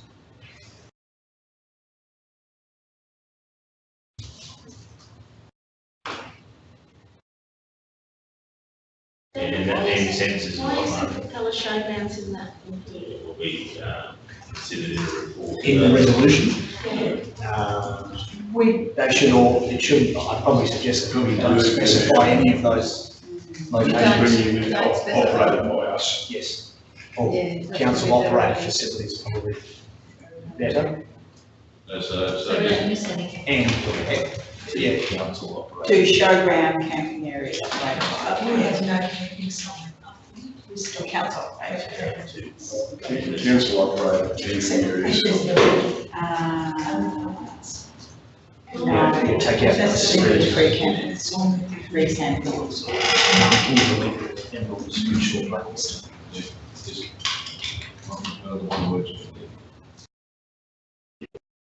Is that really better? It's always easy to improve on someone else's creation. We don't operate any others. It shouldn't be to that end, it just end further, the transition to the permitted uses. It's better. Yeah. And further that transition to the permitted uses for these facilities will be considered in the report coming in. Councillor, is that something you live with? Or you're all just broken down? No, pretty much broken down. You're right. I can live with that. Does someone have to put a record for it?